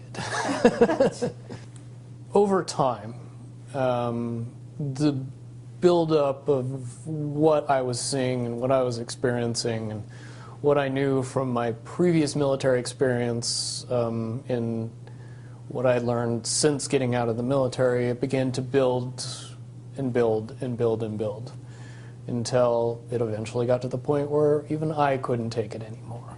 And at that point, I began, looking up information on the internet, doing research, information gathering, kind of quote-unquote building my case. Shortly after I began doing that, I was contacted by a group of people that were also doing the exact same thing and were much more aware of who I was and what my experience in the military was on a top secret level. I was very surprised by that. But I learned very quickly that there's people out there with a huge amount of information that are fighting for the good guys. Okay, so in essence, you were contacted by a group of what we call white hats. White hats, I call them oath keepers, but essentially they're the patriots that our government would classify as terrorists. Okay. But they are ex-military by and large, and some of them are still in the military. I would assume a large number are still in the military or the government in the FBI, Secret Service, CIA, any alphabet agency. There's got to be a percentage of people that are seeing the day-to-day and going, this is wrong, we got to do something. So they contacted you? Yes, and over the course of a few months, I was vetted, and if you don't know the meaning of the word, that is a cute term for saying how much you could be trusted and how much you would lie and what you didn't want to talk about. When you figure out that the people on the other side of the vetting process already know all that and they're just trying to figure you out and see if all that's true, if you respond exactly the way that you are portrayed in their minds, it's very encouraging. And, they knew my deepest, darkest secrets, and they knew even more than that. And when I came out with the information I did, I kind of graduated and got a trusted role in a very compartmentalized world. Okay. But at the same time, there was some kind of incident, wasn't there, with the DIA in which you started to refuse to be dealt with the way they wanted you to be dealt with? Right. Shortly after I decided that I was going to do what it took to see my part of justice being brought into the limelight and into popular knowledge of the world, I also told the DIA handlers that visited me shortly after that incident that they could not bother talking to me anymore because I wasn't going to be handled by the government. And I was going to be a problem, and I was going to be a loose end. And I was going to be somebody that they had to worry about. Okay, and then what happened to your livelihood in terms of your business? Over the course of 2 years, my business was destroyed. My clients were all mysteriously notified of my sex offender status. Many of my neighbors were visited by the police and had information brought to light to scare them. Fortunately, they didn't know that my next door neighbor was my best friend, and I helped him get the house, so that's how I know this all happened. But basically, it got to the point where I was being followed by the police, Las Vegas Metro Police Department, when I was living in Las Vegas at the time, being pulled over, ticketed, arrested, and more or less harassed, both me and my fiance, on an ongoing basis. It reached a climax in April of last year,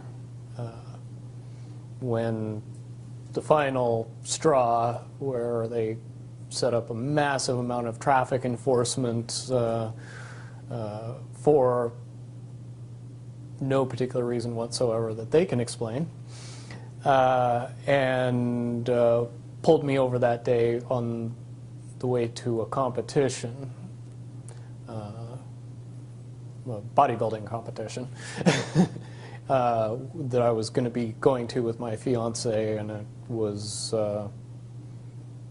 the only way that they would have any idea of where I would be and when I would be there. And so they used that to their advantage. I have had several incidents similar to that happen, but managed to slip through their little nets every time since then. And fairly confident that I will continue to do that until such time as I have the opportunity to make it so that can't be used against me as a weapon anymore. And this video should be a big part of that. So you're working with this group, and one of the reasons you came to me was actually because of this Defense Authorization Act. Yes. That sent shockwaves through the community that I'm involved in. Basically, that is the final straw of the complete erosion of constitutional rights. It literally has government giving itself permission to violate the rest of the Constitution. And that has a lot of people concerned.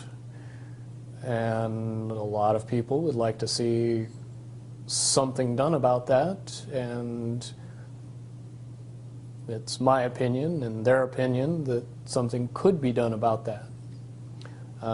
Because, quite honestly, we are a false flag away from enacting all of that legislation that's just been created. Right. I would agree with you on that. One disaster away from lock up everybody who we say is a terrorist, and nobody will question who's a terrorist. Right. So you and this group are basically, in a sense, coming to Camelot to get a hearing for you specifically in relation to some of the things that have happened to you, right? But at the same time to bring notice to the public that this Defense Authorization Act is going to be a huge, well, it is a violation of every constitutional right out there, but that it pushes the envelope to such a degree that it must be dealt with. And you're suggesting certain strides be taken, right? Yes. It's a very simple process if you understand how the problem solution effect works. In order to create the problem, you can't have everybody know about it. You can't have everybody talking about it. You can't have everybody saying, well, yeah, now we're just waiting for the next false flag.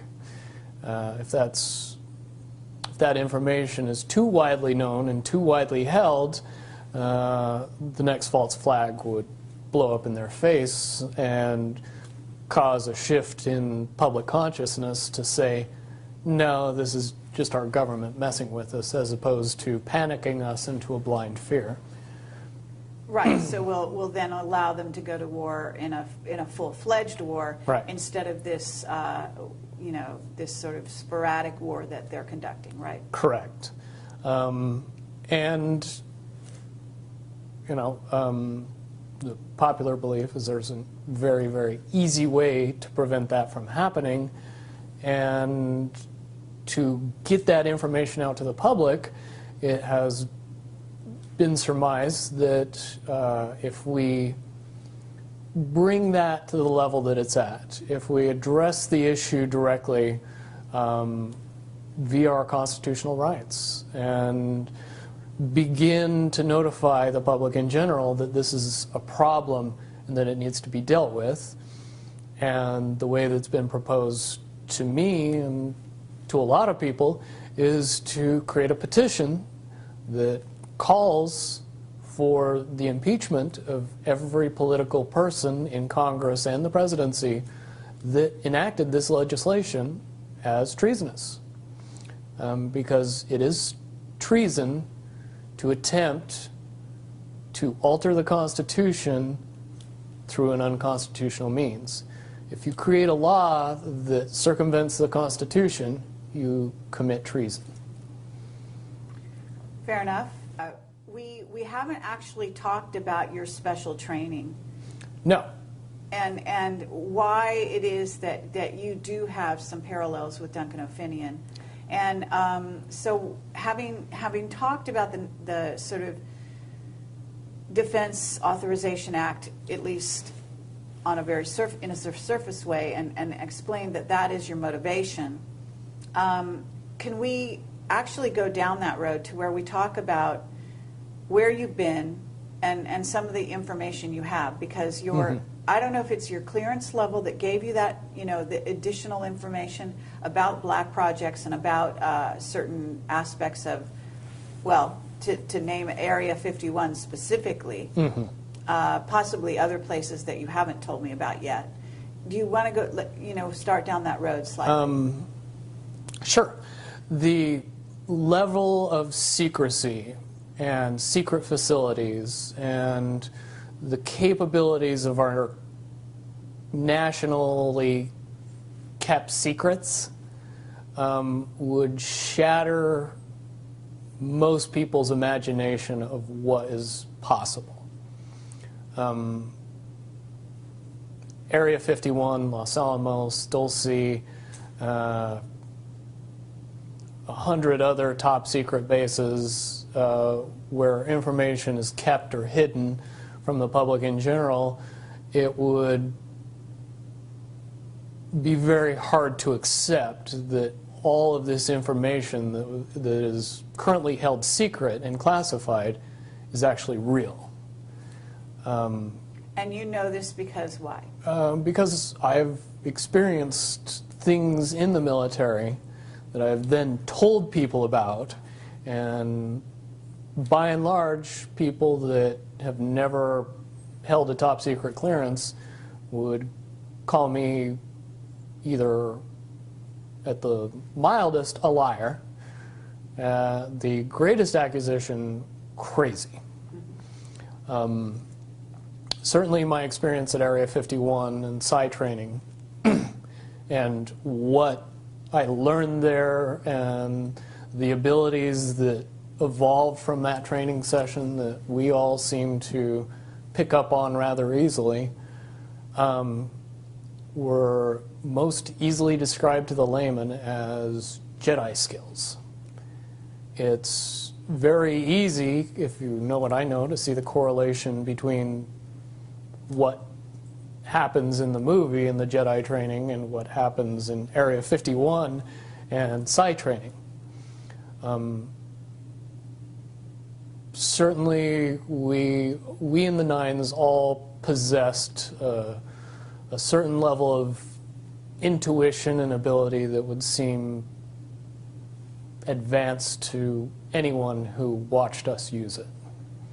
Can you elaborate on what you may have come across? Because if you're using these abilities, you're in Area 51, at what level did you go down to, or whatever? Are you aware of off-world craft? And I mean, you know what's out there I'm not sure how much you know about Camelot, but I assume that you know the general amount of information on the internet. What can you substantiate having personal sort of knowledge of?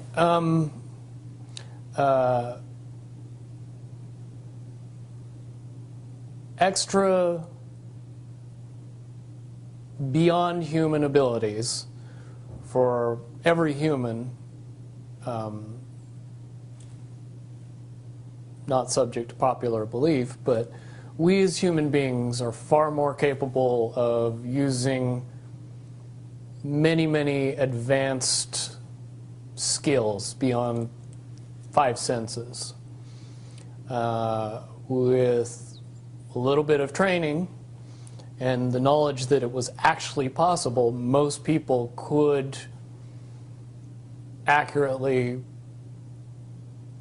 predict the possibilities of the future, to know when other people were thinking about them. Pick up on what is easy to describe as reading people, where you don't really need to use your 5 senses to be able to know what somebody else is thinking or feeling. A lot of that has to do simply with the belief that and the understanding that it's possible. That opens up a lot of doors. Finian talks about having been enhanced physically. Do you feel that you were enhanced physically? No. When I hear Duncan's story, the things that he experienced are very similar to what I experienced, based on the fact that you were never told that the actual belief in what you were doing was giving you the ability. You were giving something, a caveat, a carrot, an enhancement.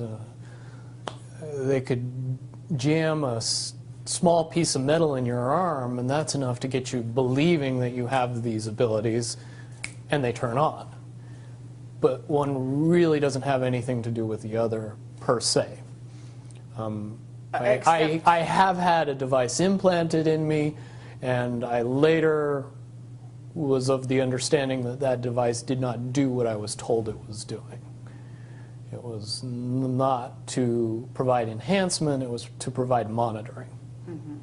And but you're basically saying that it's the mental abilities that you, it's like placebo in a sense. As long as you believe it, it's the placebo effect, gives yes. gives you that ability to do superhuman type things. Right. And that's very important because if you teach people these things, you want to be able to turn those things off if you want to. You want to take those abilities away from people if you don't want them to have them anymore. So if you tell them the true nature of the abilities, then you can't take belief away anymore. You have to pull the piece of metal out of the arm that says you don't have the enhancement anymore. Well, it's the Tin Man. Yes. And, being told that he doesn't have a heart, he needs to have a heart installed, when in fact he had a heart all along. Exactly. Or maybe that's the lion. I forget who. But several. Lion was courage.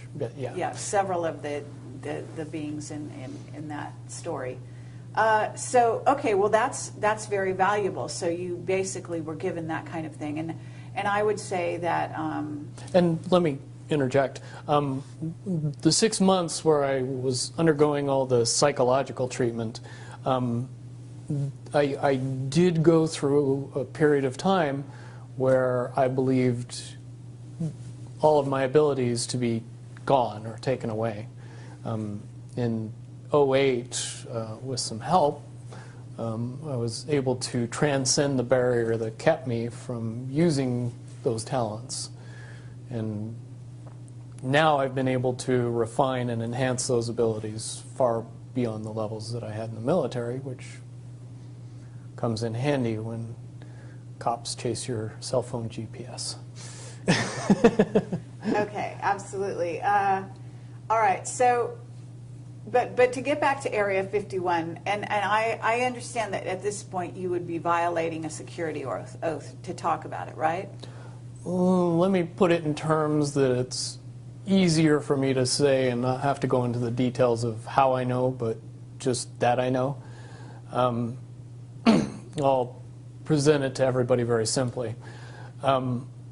What could be so important at Area 51 that would require the level of secrecy that is in existence around that facility?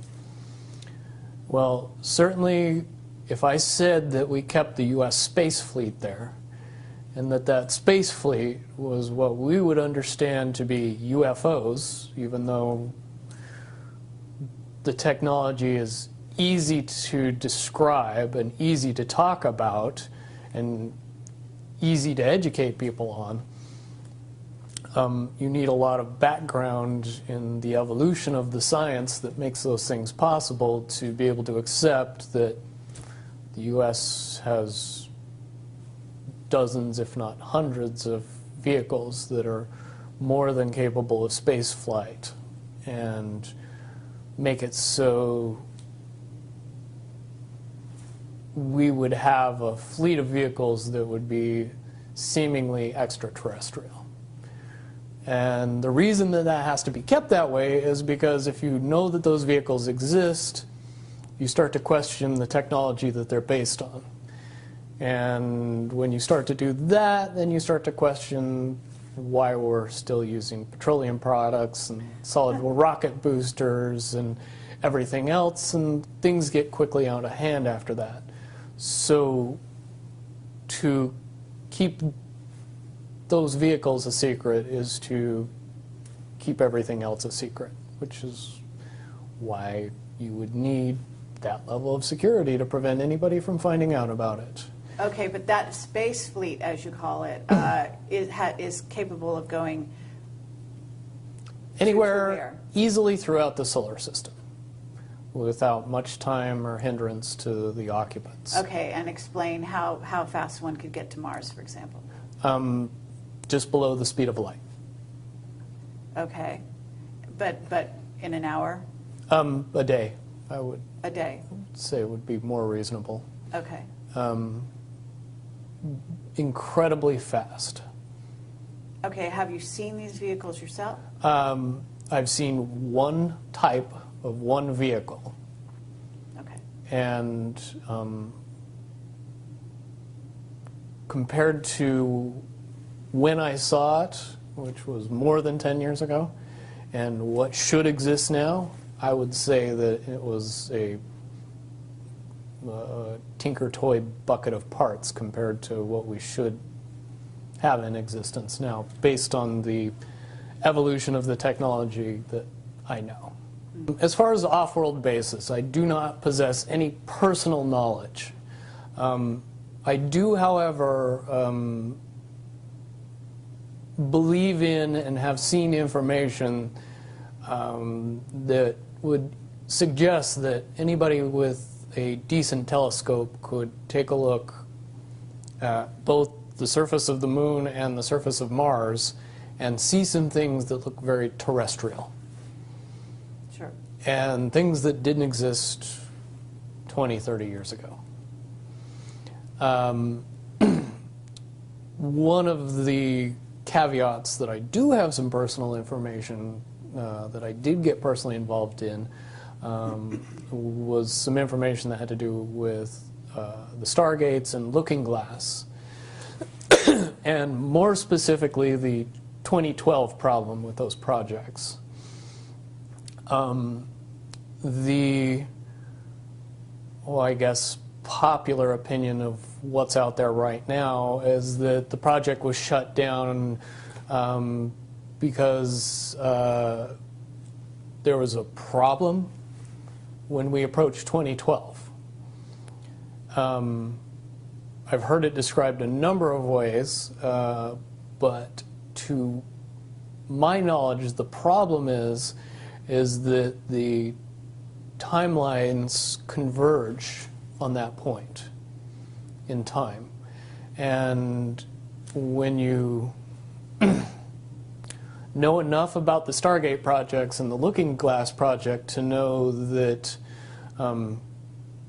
how string theory works and how the possibility of possibilities works and how making one choice over here doesn't necessarily mean that the other choice couldn't exist at the same time. But once you get your brain wrapped around this subject, you find out that at the end of 2012, in an easy way to put it, the choices that we make become less and less consequential to the future. And eventually we're pushed into this bottleneck of time, no matter which choice we make.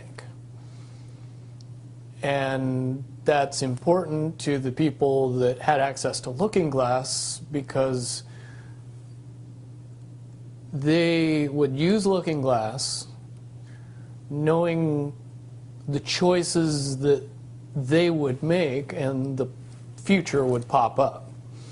The big mistake was coming up with the possibility of future. And when we started using a computer to say, well, if we make this choice, it's 79% possible that this scenario happens, and 23% are possible, or whatever, you know, I'm using round numbers, that this scenario would happen.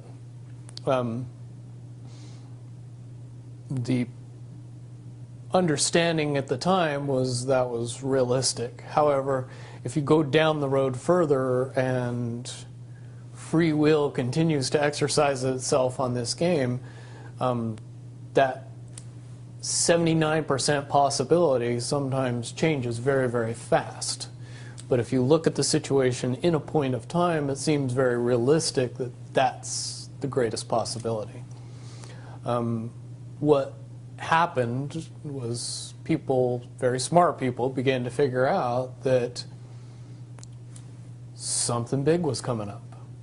Something that made it so all the possibilities of all the future scenarios of any choice, any possibility that was fed in and observed through the Looking Glass inherently ended up in the same future.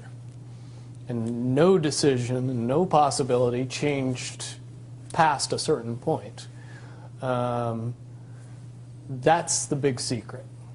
Okay, so is that certainly 2012 in your understanding? It well coincides with December 21st, 2012. So at that point, all possibilities lead to the same timelines. Rubicon. All possible timelines lead to the same basic set of history in the future.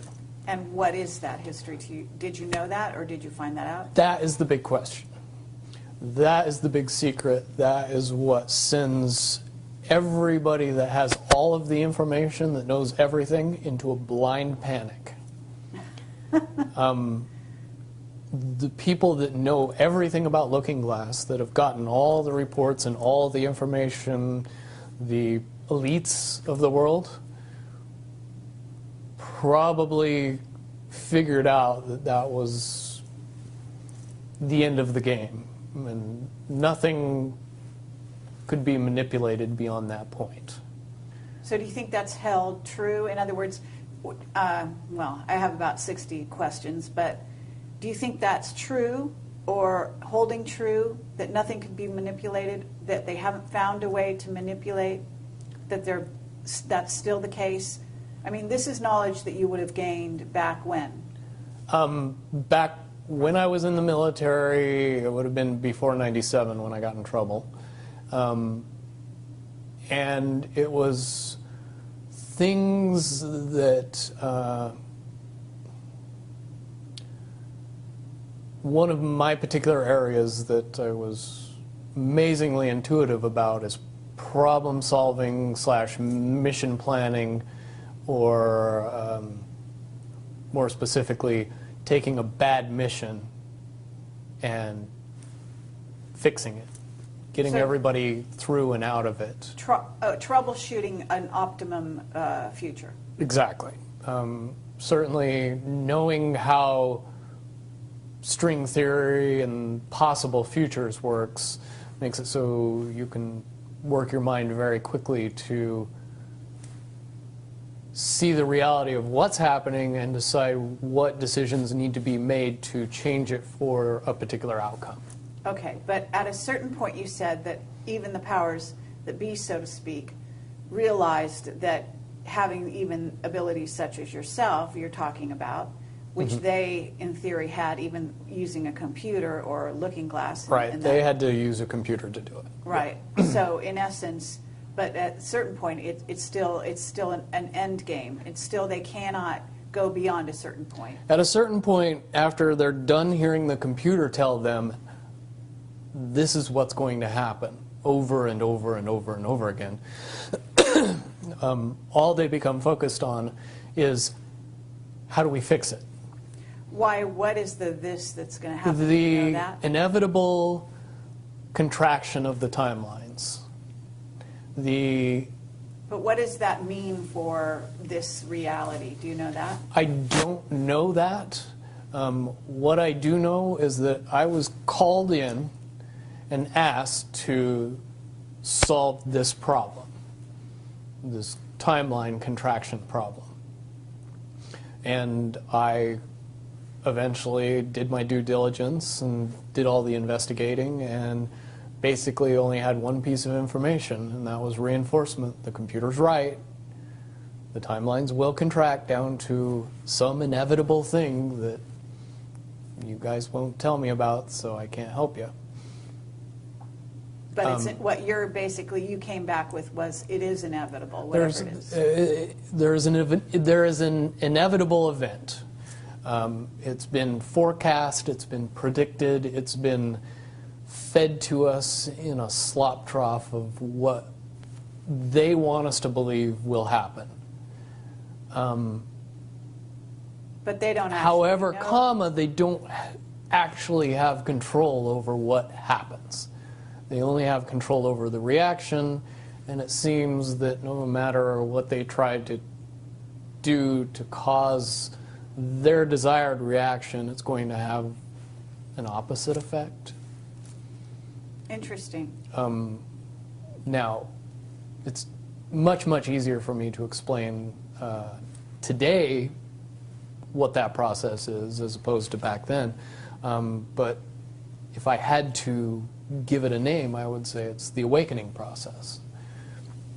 It's an evolution of consciousness that cannot, will not, and no matter what decisions or possibilities are injected into the equation, eventually it all resolves down to us all learning the truth and becoming aware of this massive dam of lies that has been built that keep us from knowing massive volume of information that we should otherwise possess. Okay, well that's very, very monumental to be told that from a person in your perspective, who's had your background and your exposure. Is it your understanding that the notion that looking glass has been, you know, that there are various looking glasses around the globe supposedly, that according to Dan Burish were shut down. Is it your understanding they're actually not shut down? I believe that they're shut down because they are all saying the same thing, and they're completely useless at this point. Is what you're saying. Right. It's like the Wicked Witch, looking into the, magic mirror and always getting the same answer. Well, if you were always getting the exact opposite of the answer that you wanted, you'd stop talking to the mirror. And that's essentially what happened with Looking Glass, is no longer, not only did they not want people to use it anymore because they knew it was just going to burp out the same thing, but at the same time they didn't want anybody else to know what it was saying, I'm sure. Because that they would lose control. Because that information was of a monumental concern when I was in the military, about how to prevent this inevitability. Now, at first I thought it was end of the world. Now I see end of the world as end of their world. Well said. Okay, but are you aware, do you know the difference between Looking Glass and the yellow cube? Yes. Okay, and are you aware of what happened to the yellow cube and how it was used and so on? I believe that the yellow cube still exists. I can't say for certain if it's on this planet, but I would say that it's definitely protected from use at this point. Okay, well that coincides with the testimony we got. Can you also verify that leaders of... But let me say one thing about the yellow book and its differences with Looking Glass. The yellow cube or the yellow book would give you your possible future. Yes. So it took basically the choices that you would inherently make along a timeline and tell you what that timeline would be, given that you made all the choices that your brain would make. Well, this is exactly what I was just going to ask you. What we were told is that leaders of governments and so on, people in high places, politically, would use this to try to see their most optimum future and then follow those. So they were using it to enhance their wealth, et cetera, Mm-hmm. Yeah. in a very egotistical way. And that was part of the problem with it. Mm-hmm. And that supposedly one of the specific things we were told had to do with Hillary. Are you aware of any of that? You mean the 2012 protection for her? Well, will you tell me what you know? I don't have any first-hand knowledge of this. This is all back alley information. But one of the last predictions that was put out by the Yellow Cube was that, for all intents and purposes, and this is just my level of understanding, is that Hillary Clinton would be president in 2012. And when the Yellow Cube is involved, it leads me to question what I know about Looking Glass and string theory along with that. The first question that anybody that knew anything about the process would know is who was using the cube Right. when it made that prediction. If I knew that, then I could tell you why it would predict what it predicted. Wasn't there also an issue with, I'm not sure, but in using the Yellow Cube, Yellow Book, however you want to term it, that they actually had to use it through an intuitive who had a high vibration, had to be in the vicinity to, in a sense, be the go-between between the person who wanted to use the cube Right. and the cube itself, because normally they didn't have the vibration necessary. Correct. And that is a process that would prevent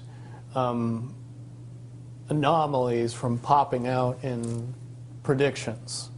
But it wouldn't completely... No, and I'll tell you why.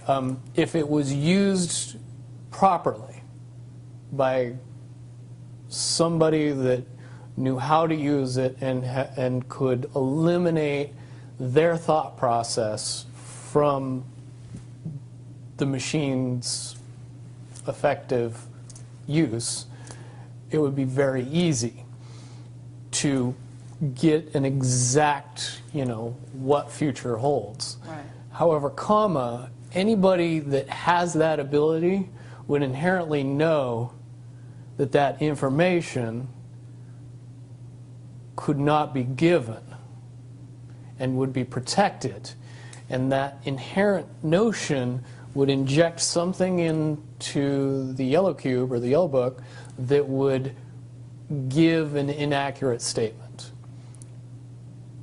Just by the person that's using its intuition saying, if I tell the truth, it'll be bad. So the higher levels pick up on that, throw out a different scenario that isn't the truth. It's in a sense the feedback loop gets dirtied somewhere along the line by exposure. And that's why those pieces of technology should have never been used by humanity in its current level of understanding. Because for all intents and purposes, the technology doesn't work right when we use it. Right, I totally get that. Okay, so to get back to Looking Glass and the possible futures that they do converge, and the notion of, is there anything else that you can tell us, that you would want to tell us about that and the rest of the laundry list of sort of information that you had direct exposure to, either for yourself or through someone that you had vetted? The biggest cherry on top of all this conversation would be a synopsis to say that if I could convince everybody out there that for all intents and purposes, what we believe to be true eventually becomes true. If somebody convinces us that a major disaster is going to happen in the very near future, a major disaster happens in the very near future. If we don't buy into that fear and accept that there is really nothing that we know is going to happen, and accept of whatever happens, that makes the convergence of the timelines happen as naturally as possible. Any attempts to try to go away from this one inevitable conclusion, I again see as a new beginning, an end of this reality, the beginning of something that we can't even possibly understand based on the level of our beliefs currently. But when all that information comes flooding out, there's going to be no denying what's true and what's a lie or what's illusion. We won't have the choice to believe that 9/11 happened because of a bunch of terrorists, because we'll know exactly what's happened. Basically what we're experiencing right now is two master chess players sitting at the board. And one of them looks down at the board and sees that he's in checkmate in 7 moves. And he looks across at his opponent and he knows that his opponent sees it too. So there's no getting out of it. So at this point, the loser can only prolong the game. The game, both players know the game is over. It's only a matter of time before he does this, and then you're forced to do this, and then he's forced to do this, and eventually checkmate. We, as a race, if we could understand that the game is over, that based on the rules of the game, the bad guys have already lost, the good guys have already won, yes, there's moves left on the table, but those moves are being forced by the player that is going to win.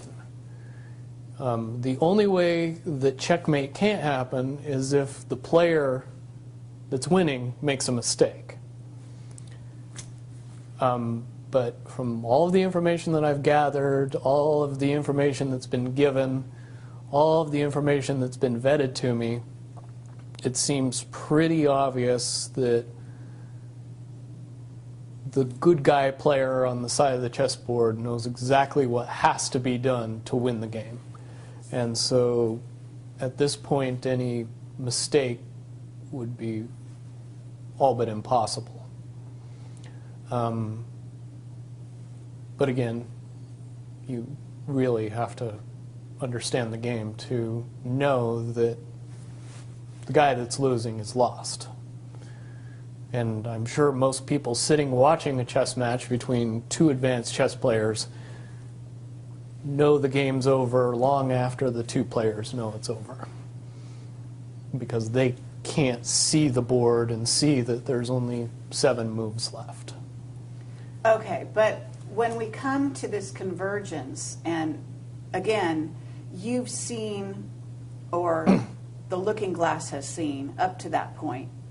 Now, let me say why I believe that it comes down to one inevitability, is because I was entrusted in getting it down to 2 possibilities. And I've heard both of those possibilities talked about in massive proportions, the good and the bad.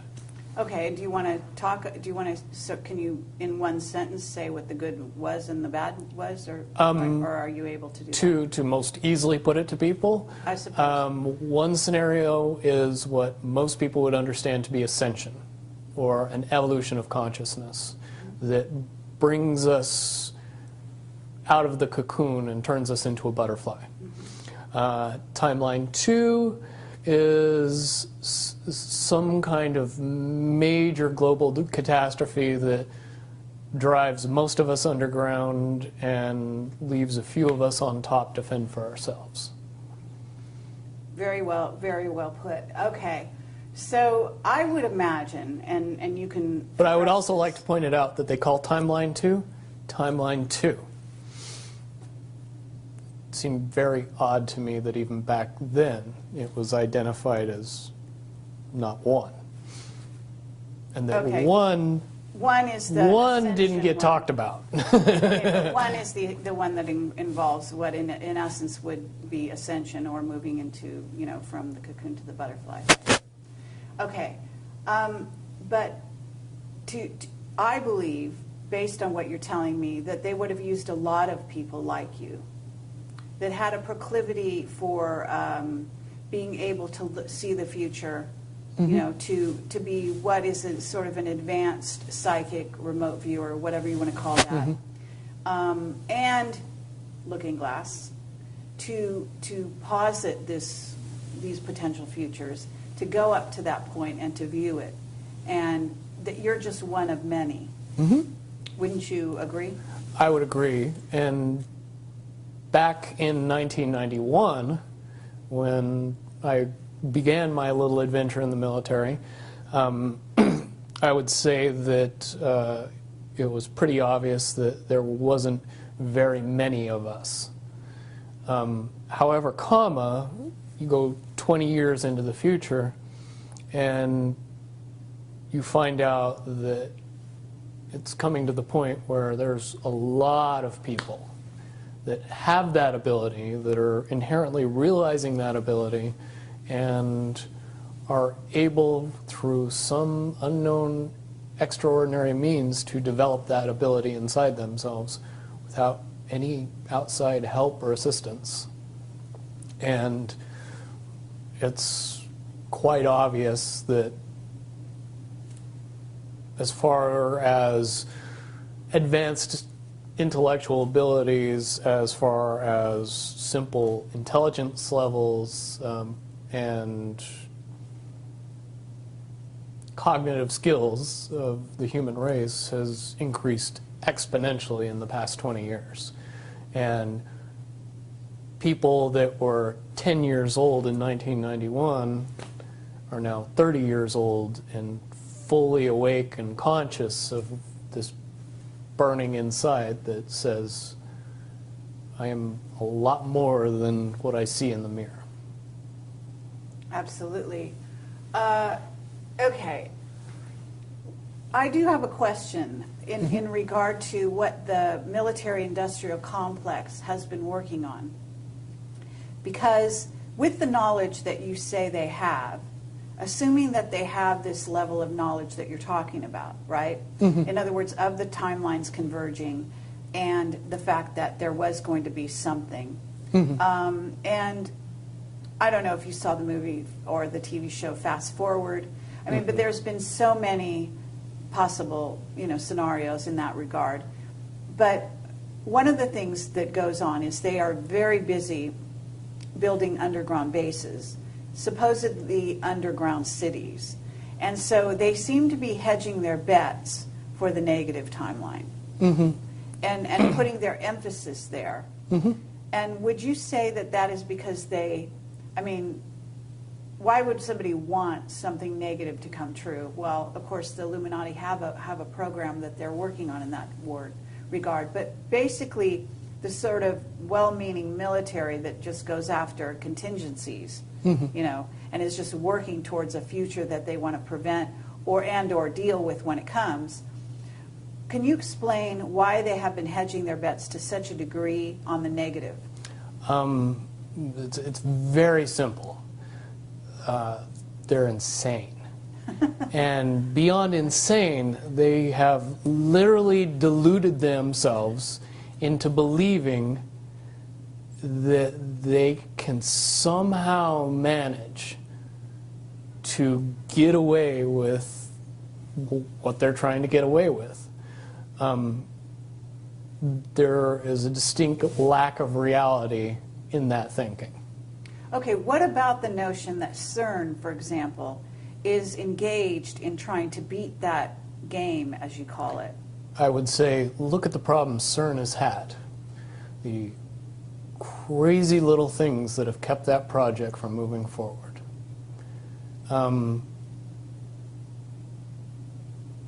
Certainly they have never even come close to getting that project to the level that they want it to be to do what they really want to do with it.